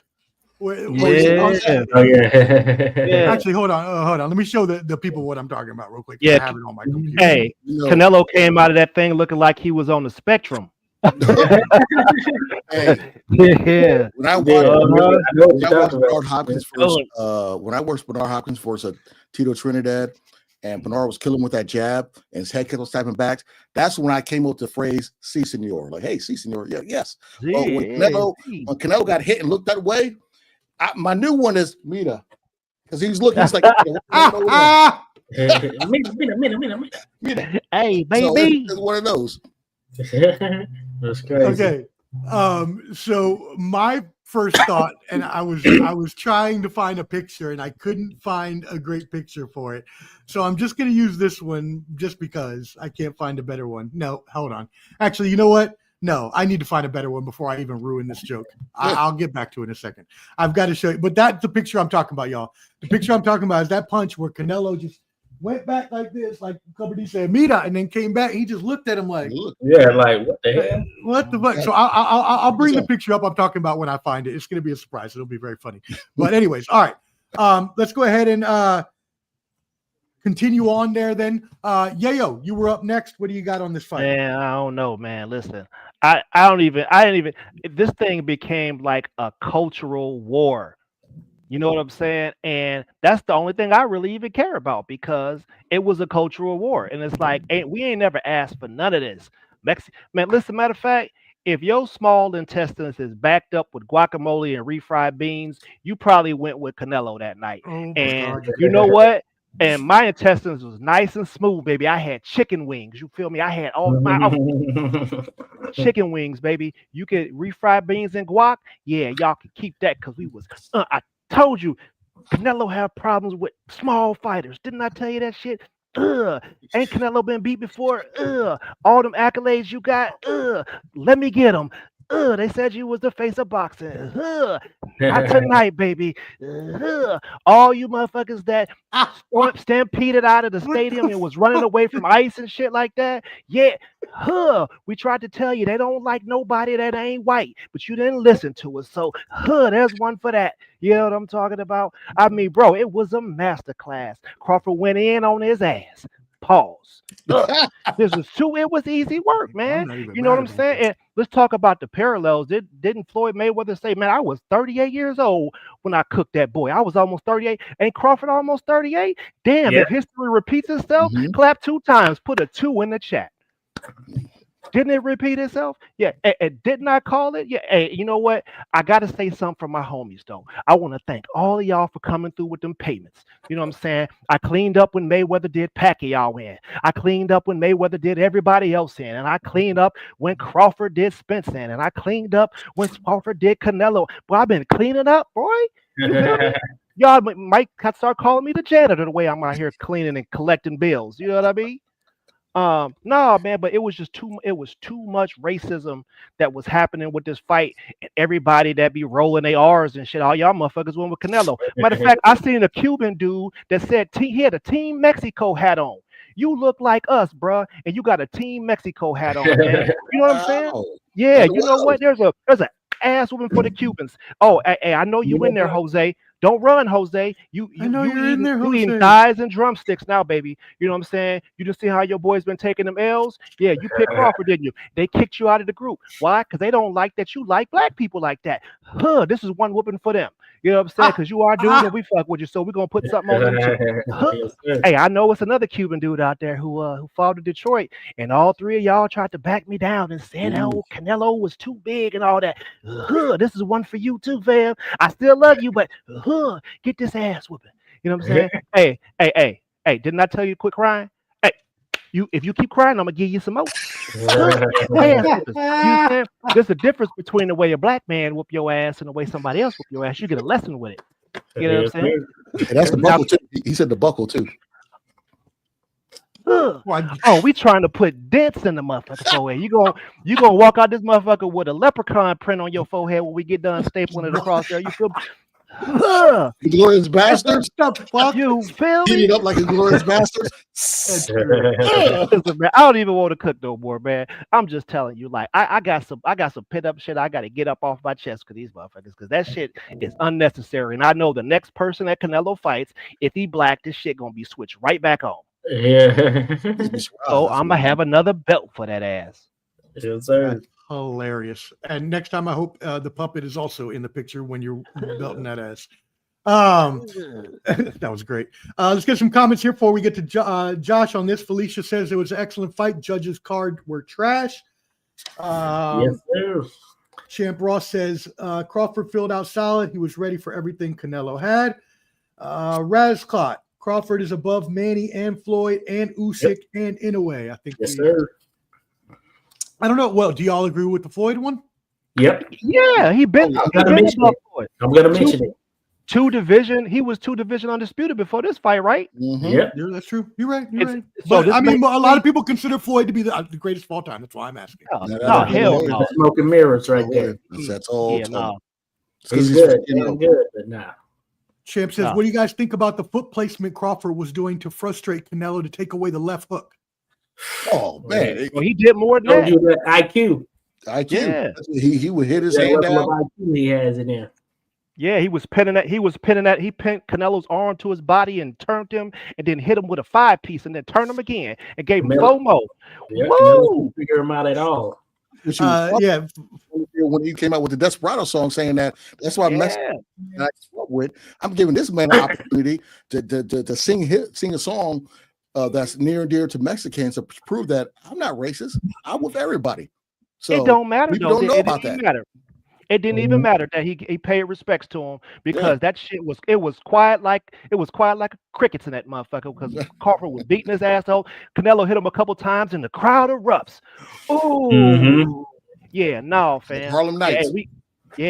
Just hold his. I felt like I felt the energy from the black people who was standing up talking shit while they was in a sea of Mexicans, and them motherfuckers booing him from the fucking press conference all the way until matter of fact, even after the fight, when he gave y'all some respect, y'all was still booing him. You know, get some more belt to ass. And he shot it out. Bill Haney in the post press conference said that Bill Haney was the first one to say, "Hey, you can do this. You can do this." Mm-hmm. That's great. So as a quick reminder of the picture I was talking about, right? That's the Canelo shot that he took, right? All right. Now I want to show you the first thing that came to my mind. I've got 2 pictures for you.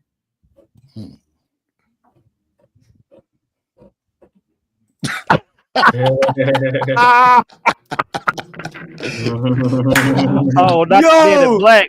It was the first. It was the first thing I thought of. I thought of this alien with the neck. I was like, it looked like that stupid alien. I'm not gonna front. One time I was walking my dog and I ate some ice cream. I was lactose intolerant, and I got to the park, kind of close to my house.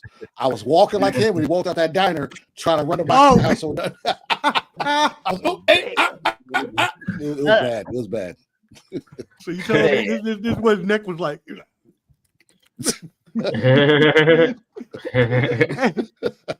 And Clever D, you know what the funniest part is? Hold on. You know what? I'll get to it in a second. Let me get to Josh first, but that's funny you said that. All right, Josh, go ahead, brother. What you got on this one? Hey, I share many of the same sentiments that the others just share. What I wanted to note that, of course, is I only gave Canelo 2 rounds, and I can't remember which rounds they were, but I only gave him 2 rounds. So the cards were closer than what I thought. Also, as Clubber had mentioned, I likened Crawford's move to 168 similar to that of Roy Jones. The way they went about it, you just knew it was meticulously done, and they went about it the right way, not just someone who said, okay, yeah, I weigh this when I walk around or whatever, and I'm just going to go there. But he was strategic about it, and you could just tell that he's a guy that's dedicated to his craft and what he's able to do there, you know. And I had switched to Crawford for the longest. I had been leading Canelo, but then something told me, hey, you know what, Crawford, I just think about it from studying, say, the history of the sport and some of the greatest that we've seen. And there have been others who've gone up multiple weight classes to win world titles, to become undisputed or whatever it may be. And I just feel like Crawford had that makeup about him, just seeing the way he approached things. Just if you know his background, know what he puts into being at the level that he is, then you can understand why he is able to accomplish what he was able to accomplish. So that's why I ended up leaning towards him. And also kind of what was alluded to here, and I was going to say, I'm sure this might be controversial for some, and just from what I've seen, just thinking about the Sugar Ray Leonards, the Sugar Ray Robinsons, the et cetera, I feel that Crawford would have beat Floyd Mayweather as well, just looking at what he brings to the table there. That's just my thoughts right there, real talk. Wow. I see what Crawford brings to the table, and I just think that he has that extra thing about him that puts him past a number of people. So he's most certainly going to be recognized as one of the all-time greats. The thing about boxing history is, of course, there have been a number of all-time greats. So it's hard. I've seen some like Mount Rushmore things. I think Showbiz the Adult put Crawford in his Mount Rushmore or whatever. He had Langford. He didn't have Ali. He had Langford and Henry Armstrong, who I'm in favor of course. He had Langford, Henry Armstrong, Crawford, and I can't remember who the other person is, but essentially there are a number of people that are left out. I think that's a big much. I wouldn't necessarily put Crawford in the Mount Rushmore. People have their own choice, but as far as the greatest boxers that we've seen, I think that Crawford, he fits that billing, and he's going to be a name that's remembered and mentioned among the best of the generation for sure. And hey, I got nothing but props for him. I mean, I think he proves himself. He's proved himself, and he had a period there. A lot of people were counting him out, talking about his resume. If you look at who he's beat some very solid opponents, all of varying styles. So I've never bet against him, and ultimately he's proved to be sort of that person that he was expected to be, at least from the standpoint of leading into each of these fights. And hey, I can't pick against him in any scenario. I don't see any scenario right now, at least. So I think he is most certainly one of the all-time greats, and not being a prisoner of the moment, I think he takes out a lot. Even this previous generation, though in a series of fights, things could, wins and losses could, exchange hands or whatnot. But man, he's legit, real deal. So I've got some follow-up questions here then for the rest of the panel. And Josh, I want you to answer one question first, and then we'll go to everybody else. Would you put him in your Mount Rushmore then? No, it's so hard, and it's primarily because just when you really look at the history of the sport, there have been so many names, many who've been forgotten, and comparing modern times to the olden times, essentially, it's like night and day in some sense. There's something about, say, back in the day, fighting Joe Gans fighting 42 rounds against battling Nelson, no top cover in the heat of wild. That's fucking crazy. there's something about that compared to what we see today with a 12-rounder or whatever. And we're talking under the markers of Queensberry rules. So these are 3-minute rounds. Think about that. 42 3-minute rounds. You know what I'm saying? 42 that's rounds. That's why it makes it so tough. So I don't necessarily have them in my Mount Rushmore. That being said, I really need to think about it a bit more, but he is of the same ilk and likeness of those great guys from the past. It's just hard to compare them realistically speaking once you know about the conditions of the previous years or the old days compared to the conditions of today. But that being said, all of that aside, he is certainly worthy of mention among those types of names for sure. And I think he's shown that by virtue of the weight that he's scaled and the dominating fashion in which he's done it. So it's one thing to just beat Canelo, but he practically dominated Canelo for the duration of that contest. Same that he did with Errol Spence there at 147. Same that he did with those at 140. Same that he did with those at 135. So I think he has that all-time great making about him, and that's why I put him there. And the difference between, I guess you could say, him and Floyd is in the sense that there were no catch weights, that type thing. Crawford, hey, he went up there. He came from 154 where he only had one fight and beat the undisputed 168-pound champion. And I think that is saying something right there. So I think he's one of the greatest of all time for sure. But there is a distinction between the new and the old era. So you would probably have to have a Mount Rushmore of both an old Mount Rushmore and probably a newer, and even maybe a mid like 60s, 70s, 80s Mount Rushmore. So you might have no, man, fuck all that. We ain't giving nobody. Well, go ahead, my bad. We ain't giving nobody no easy outs. You got to choose. Is he or is he not on your Mount Rushmore? That's different. Man, he is on that motherfucker for sure, because y'all was getting ready to give Canelo all the accolades. He done played y'all for like the last 10 years. Yeah. He got all these great names on his resume. And when people look back, they're going to be like, oh, he beat him, and him. It's not going to reflect that those people were, at the end of it, or they were, they were cherry. It's not going to reflect that. It's just going to say that he fought him. Right. And the people who can't see it are going to think that he did something great. So if they was getting ready to give him all the accolades, the same way they gave Lomachenko all the accolades, the same way they gave all these other people all these accolades, when a black fighter beats him, those accolades now belong to him. Period. Ain't nobody. He's the first 3-time undisputed champion. What? That's a motherfucker. That's legacy defining shit right there. And he had to do it against opposition. Like Bob Arum really could have promoted Terence Crawford better than what he did. He was spending too much money on some other people who didn't pan out. And that's usually how it goes, right? So that's why I got a problem with people not giving us our respect when it's due. They always say, oh, well, this style is whack and this style. No, man. But this dude got shot in the head and drove himself to the damn hospital. With more, I mean, can we give it up just for that? You know what I'm saying? Like, and then for him to go and do what he did, like, listen, bro. He's going on that Mount Rushmore because I'm tired of watching them try to put people like Chocolatito and Inoue on the Mount Rushmore. And Ronda Rousey, I remember when they said she was better than Ali at one point. God, you know what I'm saying? No, we're not doing that, fam. We're not doing that. Because we know, like I said, King Crawford, Queen Shields, right? So if you're the king and you're the queen, of course you're on the Mount Rushmore. You got to be. Okay, but I mean, and Clubber D, we're talking the Mount Rushmore. Muhammad Ali's on mine at least, and other great fighters. Is he on your Mount Rushmore, Clubber D? Yeah, so it's hard with the Mount Rushmore because I don't have the vast knowledge as Josh. Josh was way back when Caveman Johnson fought Caveman McCormick, and Caveman Johnson versus McCormick. They were fighting over to see who gets some cut that night. But you know what I'm saying? Like for me, I feel like Muhammad Ali, for what his fighting is one thing, but what he did outside the ring is something totally different. And for that, he's kind of like on his own pedestal. For the fighters, that influenced me, I'll put Crawford's on there for sure. Roy Jones is on there for sure.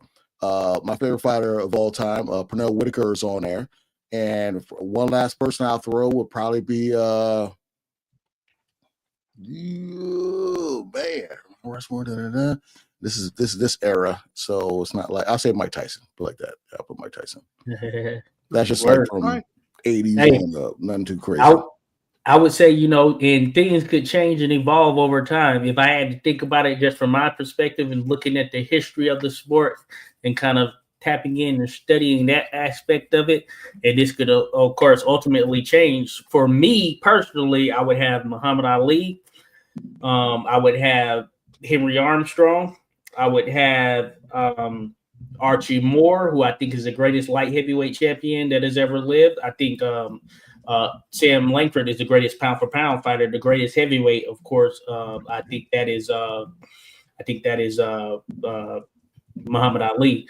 And then for that fourth, it would have to either be Harry Greb or for me, I'd likely pick Harry Greb because I think he has the greatest resume in boxing history when you look at it in totality of who he beat. So I had to actually put him there, him or Sugar Ray Robinson, of course, who I think is another one who has one of the greatest resumes. But I think the two greatest resumes in the history of boxing are Sam Langford and Harry Greb, and they fought in the earlier years. Now, it's very different stylistically because we don't have a lot of video on those individuals compared to where we are now. So that's why I go with such. But for me personally, that's what I'd be thinking. And if you look at their resumes and digest their careers as a whole, that's when you see that it's hard to compare some of the modern fighters to some of those from back in the day. You know what I'm saying? It's almost apples and oranges in some sense, But that's where I would put things right there. Okay, cool. Yeah, I mean, I haven't actually thought about it, but I definitely know Muhammad Ali would definitely be on there for me. And moving on to other ones, I'd have to think about it for a while more. So I'll defer to these gentlemen here, but I know Ali would definitely be on there. So, all right, cool. Let's move into some comments. One thing I did want to ask as well to y'all, because Felicia did bring this up and Clubber D did as well. What would you have had for the scores then? What would have been your score on the card? I know my thing, I did score it in an app and I had it 118, I think 110, or is that what it is? Let me see what it is. Yeah, what did you have? Two rounds for Canelo. 2 rounds for Canelo? Okay. And then we'll get Clubber D when he gets back. I had Canelo having there he is. Clubber D, what would you have had as your judge's scorecard here? Oh, I had 10-2. 10-2. 10-2 Crawford. Canelo, I think it was the second and the fourth round that could have been swing rounds, but I'll give them Canelo just to be nice. But I feel like Crawford pretty much dominated this whole fight. He got in the pocket, got out the pocket, moved around, kind of mobilized or demobilized Canelo's offense to where he was just swinging at his trunks the whole time. You know what I'm saying?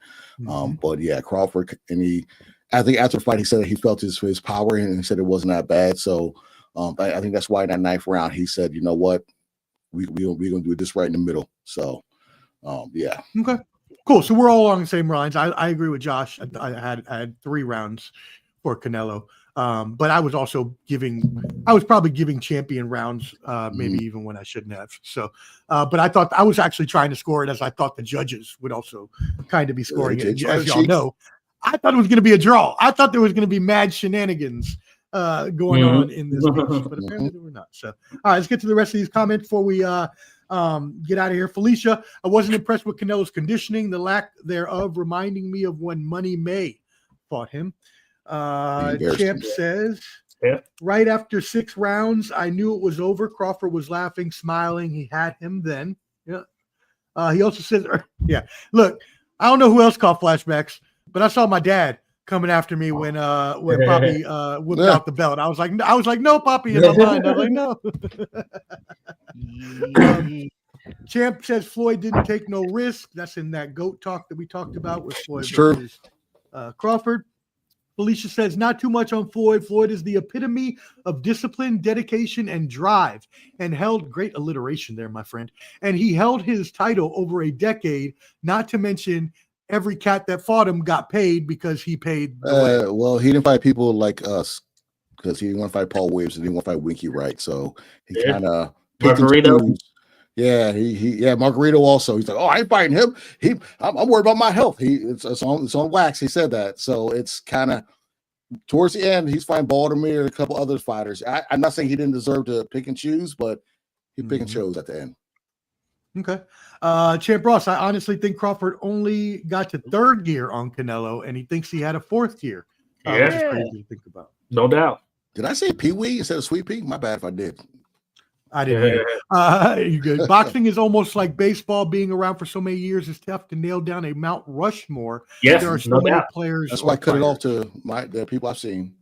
That's what makes it tough, because there are a number of black fighters from back in the day who didn't get a shot at a world title that are some of the greatest that never won a world title. Sam Langford being one of those, Black Prince Peter Jackson being one of those, and I could go on and on, of course. So that makes it tough.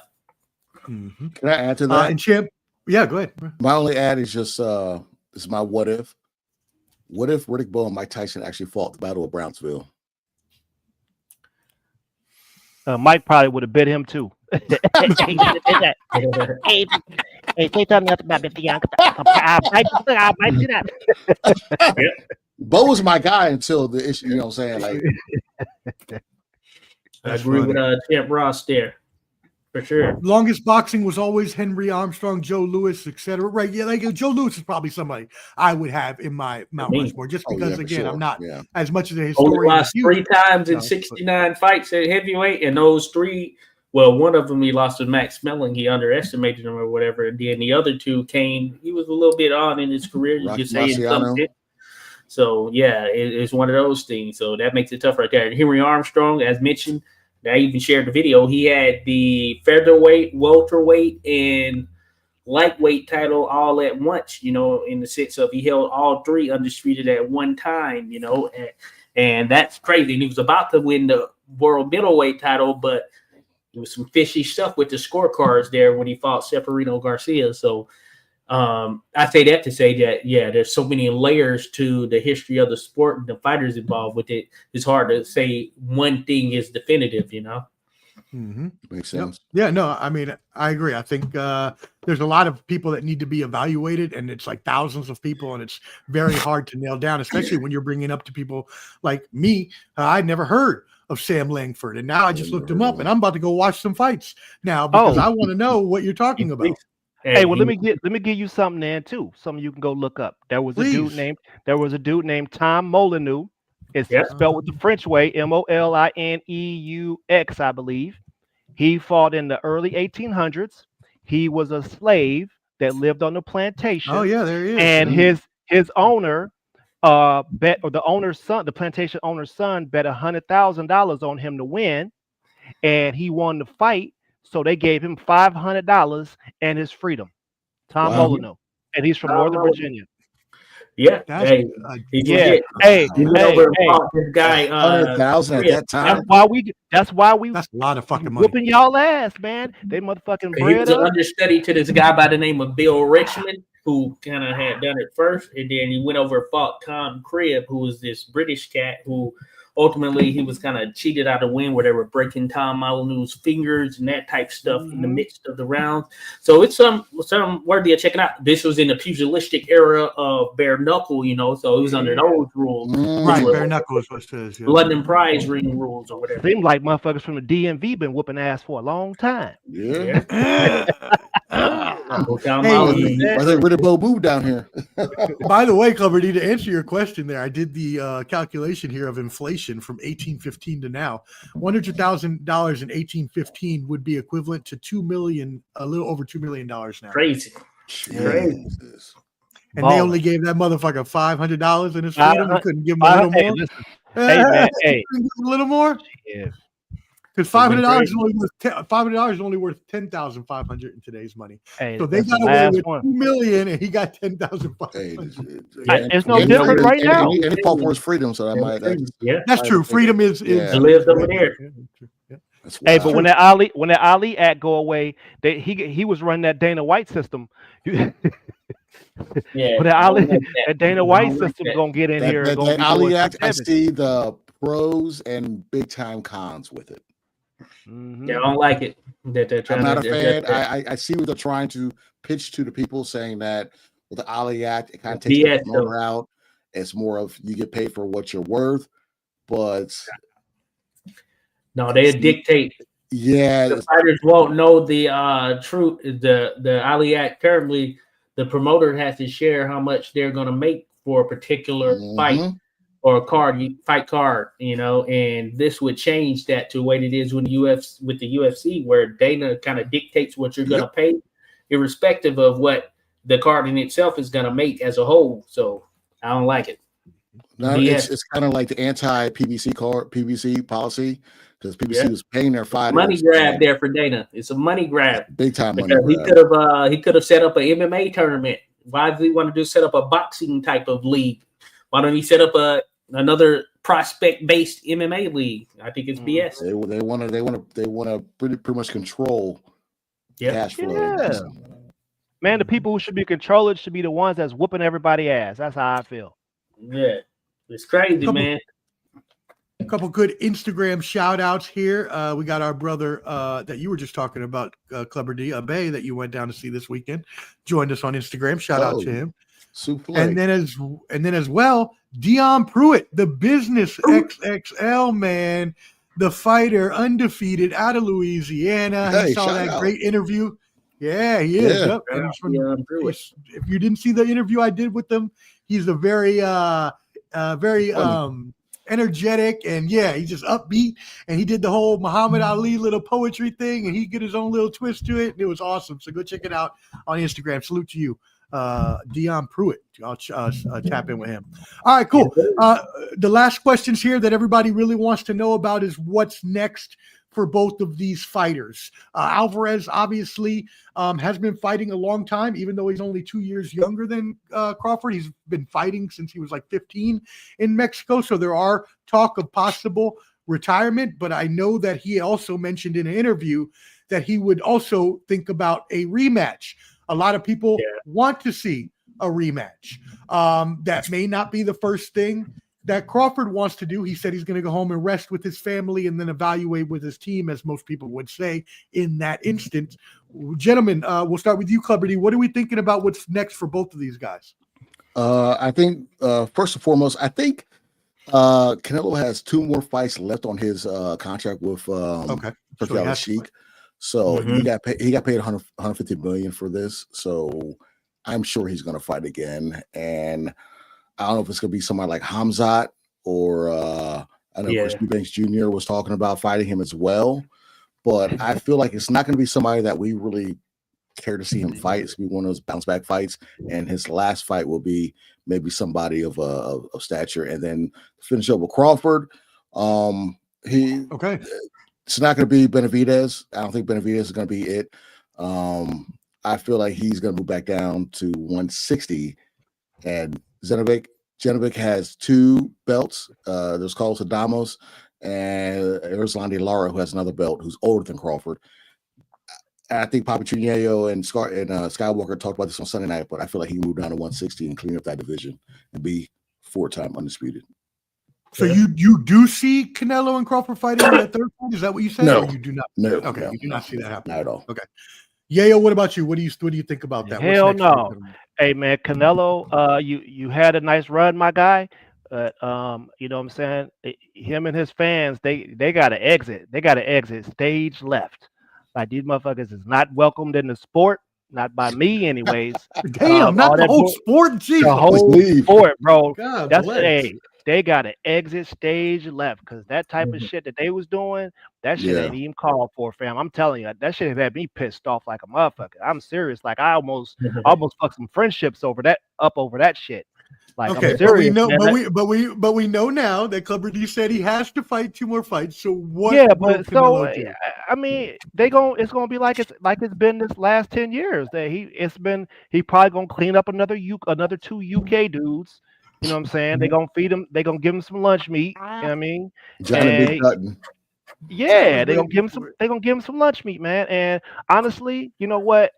He should. I mean, dude, how much more money do you got to make, fam? Like, what's enough, right? Yeah. You know What about the pride of getting your belts back from Crawford? Ain't no pride. Them belts, care about he didn't earn them belts the right way to begin with. That's a fact. You know what I'm saying? So that's Well, why he doesn't feel that way. He thinks he earned them. his fans don't feel that way either, and that's why you got to give Crawford all that much more respect because of what he did. He took all of that, all the bullshit they gave him. He get that too. Like when's the last time you seen a Very Mexican drink graceful. some Hennessy? When was the last time you seen a Mexican drink some Hennessy? Canelo had a Hennessy. He had a Hennessy sponsorship, fam. Like that shit is crazy. That shit is crazy. What you mean he got Hennessy? You couldn't get at somebody black? Don't y'all associate us with that? Yeah, I said it. I said it. You know what I'm saying? But he also came out bro. to a Listen, Bud. If I was Bud, this is what I would do, right? So I really, to be honest, I think Bud should sell off into the sunset on the top of the mountain, and then just tell everybody to kiss his ass on the way out because they didn't give him the respect he earned while he was. They didn't give him his flowers while he was here. So if I was him, I would just ride off into the sunset. But if I wasn't him, I would break that belt back out. He didn't have a fish fry. Like, hey, Boots Ennis, didn't you go to try to help this mother? Come over here and get this ass whooping off code. Ass whooping off code. Hey, Jamel Charlo, you remember when you was going against me when we was talking about Earl Spence? I told you mind your motherfucking business. And I was talking to you while I was whooping his ass. Come on over here, get this ass whooping so we can really cement this because that'll be 4 divisions undisputed. If he beats Jamel Charlo, I love to see that. That's what they should have gave us the first time, and that's what they should give us now. If he gonna do anything else, go ahead and get that Boots. I mean, you don't got to get Boots to it, but you definitely got to get Charlo though. Charlo needs some of that hitting on women and stuff like that. Hey, come on over here, boy. We don't hit women. We hit each other. You're right about that. But seriously though, man, honestly, I don't want to see neither one of them fight I don't want to see neither one of them fight no more. I think they done what they had to do in the sport. Bud's made his bread. I think he should just, ride out into the sunset. And I'm giving him flowers right now, and just be done with it. Go fishing. Yeah. Hey, I'm kind of in that same boat right there. I think that the choice is with the both of them. I feel like we could see a Canelo versus Chris Eubank Jr., especially if he wins this rematch with what's his face. Also, as it relates to Crawford, the ball is in his court. It depends on what he wants to do realistically. Maybe he goes down to 160, even 154. There's still fights on the table there, but it's all based on what he wants to do. But I think he submitted himself, as has Canelo. Not a ton more that can be accomplished by Canelo.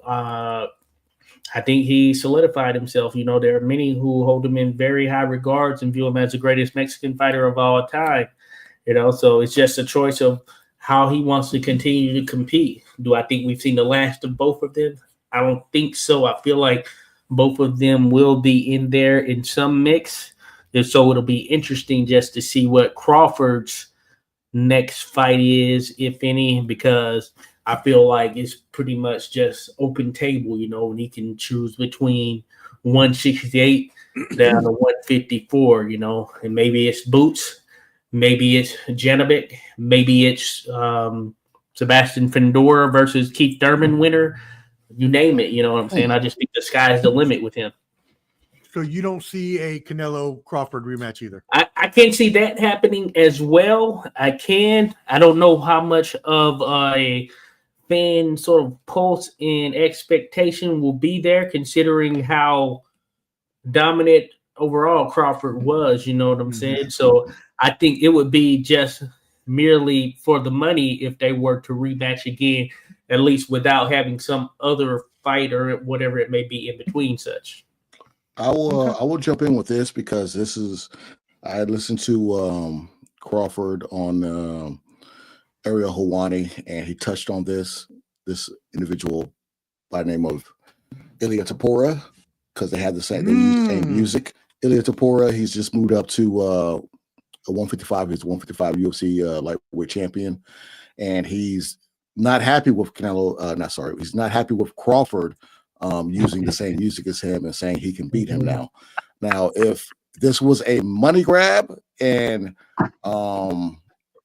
Crawford, he's good friends with Dana White. Crawford has shown in the past that he actually did used to wrestle. If he wants to go out and become a UFC champion, I'm all for that. If he fights Ilia Topuria, if the money is right and he puts Ilia Topuria where he needs to be, I can see him fighting him in the UFC. in the UFC, in MMA. That'd be interesting I right can there. see Bud testing himself and doing that. Because Ilya Tapora, he does not take you down. He likes to stand up and box. If anyone who watches MMA, but he could take him down. Bud knows how to wrestle. Have any MMA training? Bud knows how to wrestle. You can defend a takedown. You stop that takedown. You can. No. I didn't know he had. Yeah, I didn't know he had wrestling experience. Because if you, you didn't see him pick. Oh yeah, he's wrestled a lot. Like when he wrestled with Devin Haney and his friends, Bud can wrestle, and his nephew, he can actually wrestle. And if anybody wants to look at how MMA fighters fight, don't look at the James Toney, Randy Couture, because Randy Couture is a high level wrestler. Look at Tim Sylvia versus Ray Mercer, and saw what Ray Mercer did to him in 15 seconds. So that would be more novelty, but hey, I guess it could definitely happen. And shout out to my guy Rodolfo Herrera Jr. I know he's on the same page, but I do think that why Canelo versus Eubank makes sense is because Canelo, of course, he's primarily fought in Mexico and the U.S., and this will be his chance in front of the UK audience. Yep. I'm thinking they can get 70, 80,000 or more there for a contest between him and Eubank Jr. Just because the UK fans, I think they have the top fan base in boxing, personally speaking, and I think that will show up in a major way there as far as filling out the stadium or whatever it may be in terms of just getting the most amount of people out there. I think they have a top fan base in that regard. But, hey, we saw that Canelo Crawford brought 70,000 plus there for this contest. So that shows you, hey, there's interest there. So I think Canelo Eubank would do that or more over in the UK. So that's why I think that's one that could potentially come about. They filled up the stadium for Eubanks and Ben. That was a non-title fight. So, bro, hey, I explained to people. I explained to our audience how that works. They got one big ass stadium, and there's a waiting line for tickets to any event. So every event's going to be sold out. They got 90,000 seats that they can sell out, and the line is like, it's like 1 million people deep just to get into events. So all those events are going to be sold out. You're going to have motherfuckers in there singing Sweet Caroline. You might see about eight Mexican flags. You know what I'm saying? The Canelo goes sleep about 8. They're going to be singing the whole match. I think that factors in. And also, by the same token, here in the U.S., of course, we think about the places where we can get the most people. Michigan Stadium there in Ann Arbor, where the Michigan Wolverines play. That's like 106 or 7,000 that you can hold there. Dallas Cowboys Stadium, that's where we had some boxing events.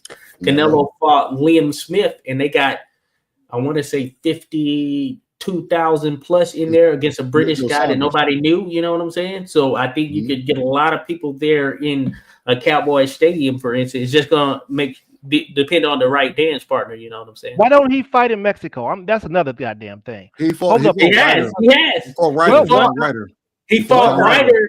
No, that's just not the only time, but he started out in Mexico. But Ryder, they had 55,000 plus against Ryder, who isn't a known commodity or name there in Mexico. I think Canelo can do even more depending on where he's at, especially, and that was in like the Guadalajara, Jalisco area where he's from. If he fights in Mexico City, I'm sure they can get even more than that. You know, that's what they should do. Go back home. And go do a fight over there. I don't care, man. All y'all motherfuckers, y'all can go back there too. Go back there and watch the fight there in the outside arena. And I hope it rained like a motherfucker on all y'all. Yeah, man. I'm not forgiving these motherfuckers, man.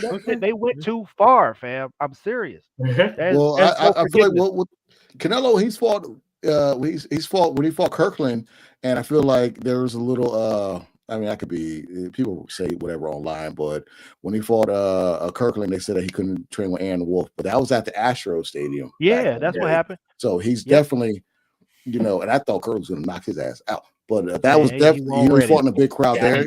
Crawford fought in a big crowd in California when he fought Madrimov outside. So we've had these some point of big giant crowds for boxing in America.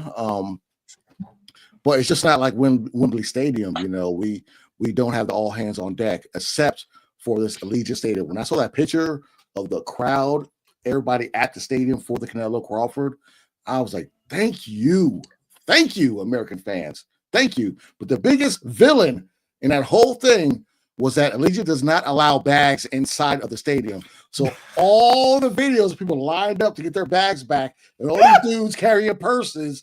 Carrying purses, yeah. It is hilarious. Go back to the car. It was hilarious. Oh, man.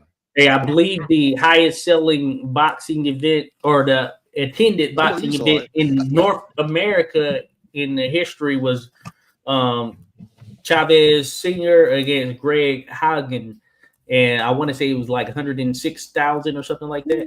Damn. Something where in that neighborhood, and it was in Mexico or whatever. So that shows you the potential there that is there. You know what I'm saying? Yeah, I mean they got venues like in South Africa and shit like that where people can go fight and do that. You know what I'm saying? Like just go and take that shit somewhere else. Fuck it.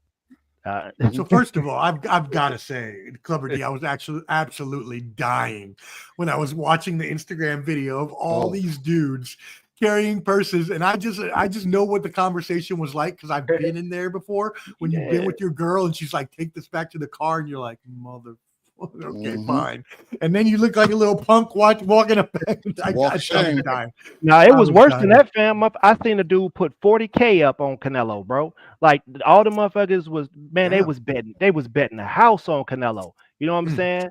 Dudes was walking out of there mad as a motherfucker. You gotta be like free and make her take it to the car. Right. 40K on Canelo, like right.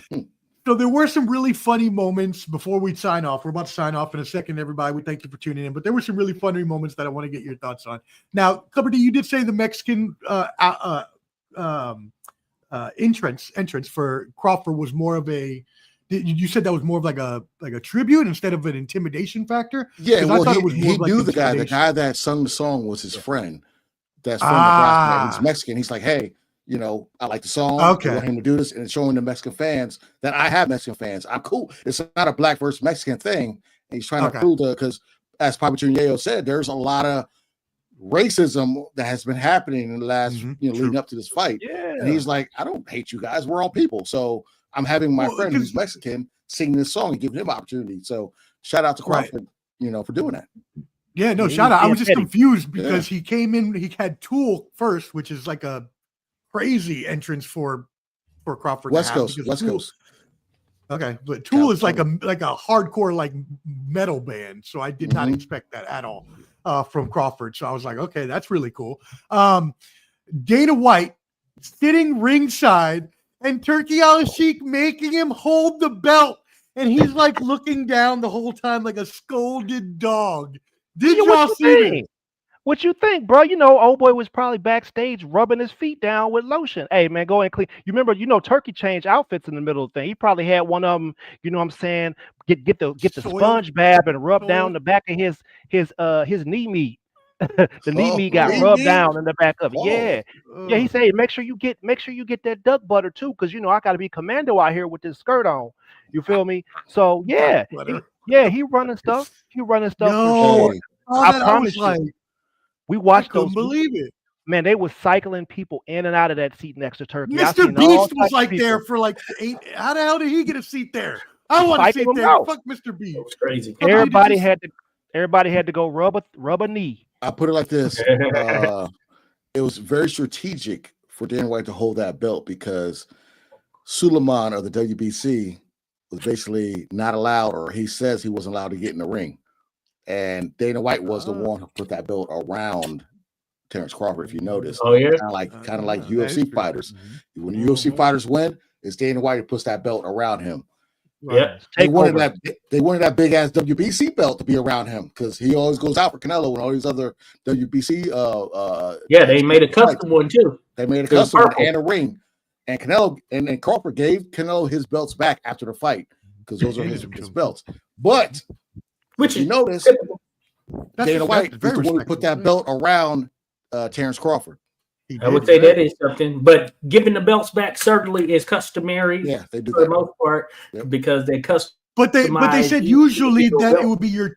But Josh, they said usually it would be the team that gives it back. It wouldn't be the fighter themselves that would give it back after a win. I think he wanted to do it for respect right there, Crawford, in that sense. Yeah, you know what? Crawford has been so graceful and so respectful this whole fucking time.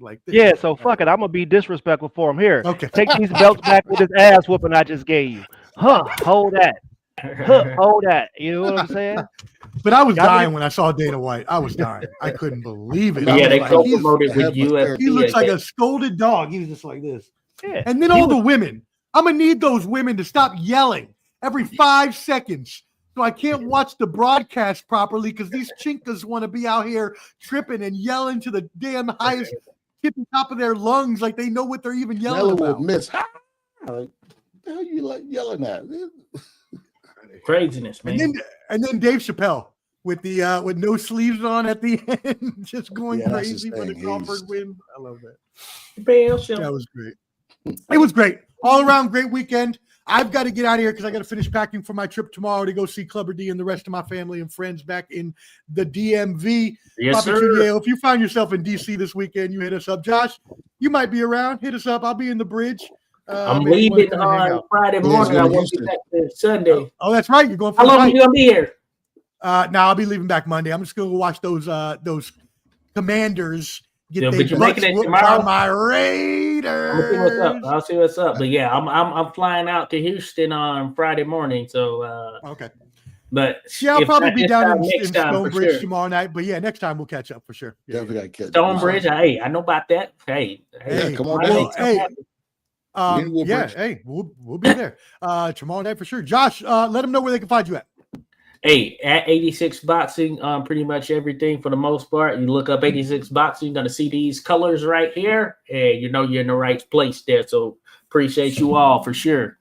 And you got the Tierra Brown fight coming up, so safe travels to TB, that. we're going to be there live. I might go live a little bit just to show what it's like out there in that environment, folks. So be expecting such. So, Yayo, where can they find you? Man, y'all can find me at the nearest department store in the belt section. I'm looking for something fresh. I'm looking for something fresh to wear out. No, man, y'all can find me at Papa Chuyayo on IG, man. Listen, hey, don't come at me with that bullshit because I love the sport and we support all ethnicities of fighters. You know what I'm saying? But y'all got to start doing some respect because I promise you, man, we could withdraw that support and get to going to work on y'all out here. You feel me? Put the respect out there. That's all we asking for is respect. That's it. You know what I'm saying? So, you know what I'm saying? Hey, it's all love, but, you know, there's some lessons that come. As long as you learn them, you don't have to get it again. That belt. Next time I want to see Papi Choom Puppet out there with the belt. I need to see him with the belt. Clubber D, where can they find you at? Hey, you can find me at Clubber D on YouTube. In the next 48 hours, you guys will receive a Raja Jackson video from me. And also, every Sunday from 7 to right before the Sunday night football game starts, me, Omar, Lamar, aka Dirty Mojo, and Peach, if he's available, we're gonna talk about our games and we're gonna break down all the football games that happen on Sunday. So check us out on Sunday from 7 to right before the Sunday night game kicks off. We'll be rapping and chopping up about our teams and what happened in the games that day. But yeah, on Ball and Buds, check me out on Ball and Buds. Clubber D at YouTube, Ball and Buds at YouTube. Check us out. Check everybody out. Yeah, motherfuckers look like they acting up on the cruise somewhere. That was in Nashville. That was on a party bus in Nashville. That's gonna be me Sunday after the game. I'm gonna be 3 sheets to the wind. That's right. So. For sure. Hey, you got to be careful in DC. That's funny. Everybody, make sure you tap in and subscribe to all of these channels. Please, you see them there at the bottom. I've got them floating down in that banner. 86 Boxing. Papi Chunyeo's on IG. He also has a YouTube, but he's not quite filled it out yet. So go subscribe and wait for videos. It's coming. Clubber D at YouTube, and as well as he said, Ball and Buds. Let me get back out to our 5 frame so I can let you see that QR code down there at the bottom. That is Ball and Bud's link tree. Please hit that up. You can find all of our social media, including Clubber D's as well. So go there and subscribe, follow, watch. Salute to everybody that came out and watched us today. We really appreciate you. Hit that like, whether watching now or on the replay. Again, it will still help us out in the algorithm on that replay. And again, make sure you tap in with everybody. Yeah, we appreciate y'all. Thank you so much, everybody. Salute Skywalkers. Tap in with Skywalker. Oh, that's right. Skywalker. Shit. Thank you, Clubber D. Yeah, Skywalker Boxing Media, Mo Boxing, no problems. Make sure you subscribe. What up, Champ Ross? Hey, and Champ Ross Fight Picks Group. Look, Clubber D cleaning me up over here. My Yes, sir. Oh, that was false. And get at us for Boxing Champs Fight Picks group. It is free to play. You can win money. Have a great weekend. Be blessed. Holla. 5,000. He's with the millions. It's that world heavyweight flow. Championship belt wrapped around my waist, yo. I got that Ric Flair figure four. Slam you on the pavement, that's why they call me Street Pro. Create heat on beat close. Like Jordan after the second time he three-peated, folks. Get ready, set, let's go. Fight toe to toe, release the flow created by this mic pro. Lights, camera, get low. Action packed, back to back. In fact, this monster will grow. Y'all better let him know. Man with the master plan, and you have no need to know. Heart like winter cold. Bust these fools, anything less than killing whack rappers is a crime. I stay trying to get mine. Stacking value, packing venues, winning over time. Ain't no fine timeline. Open your eyes, you're looking for the best, and this is what you find. Game is only for the bold. You came prepared, now get ready for the show. Introducing from parts unknown, your UFC and combat sports insider, Clever D, the Combat G, and the Sports Professor.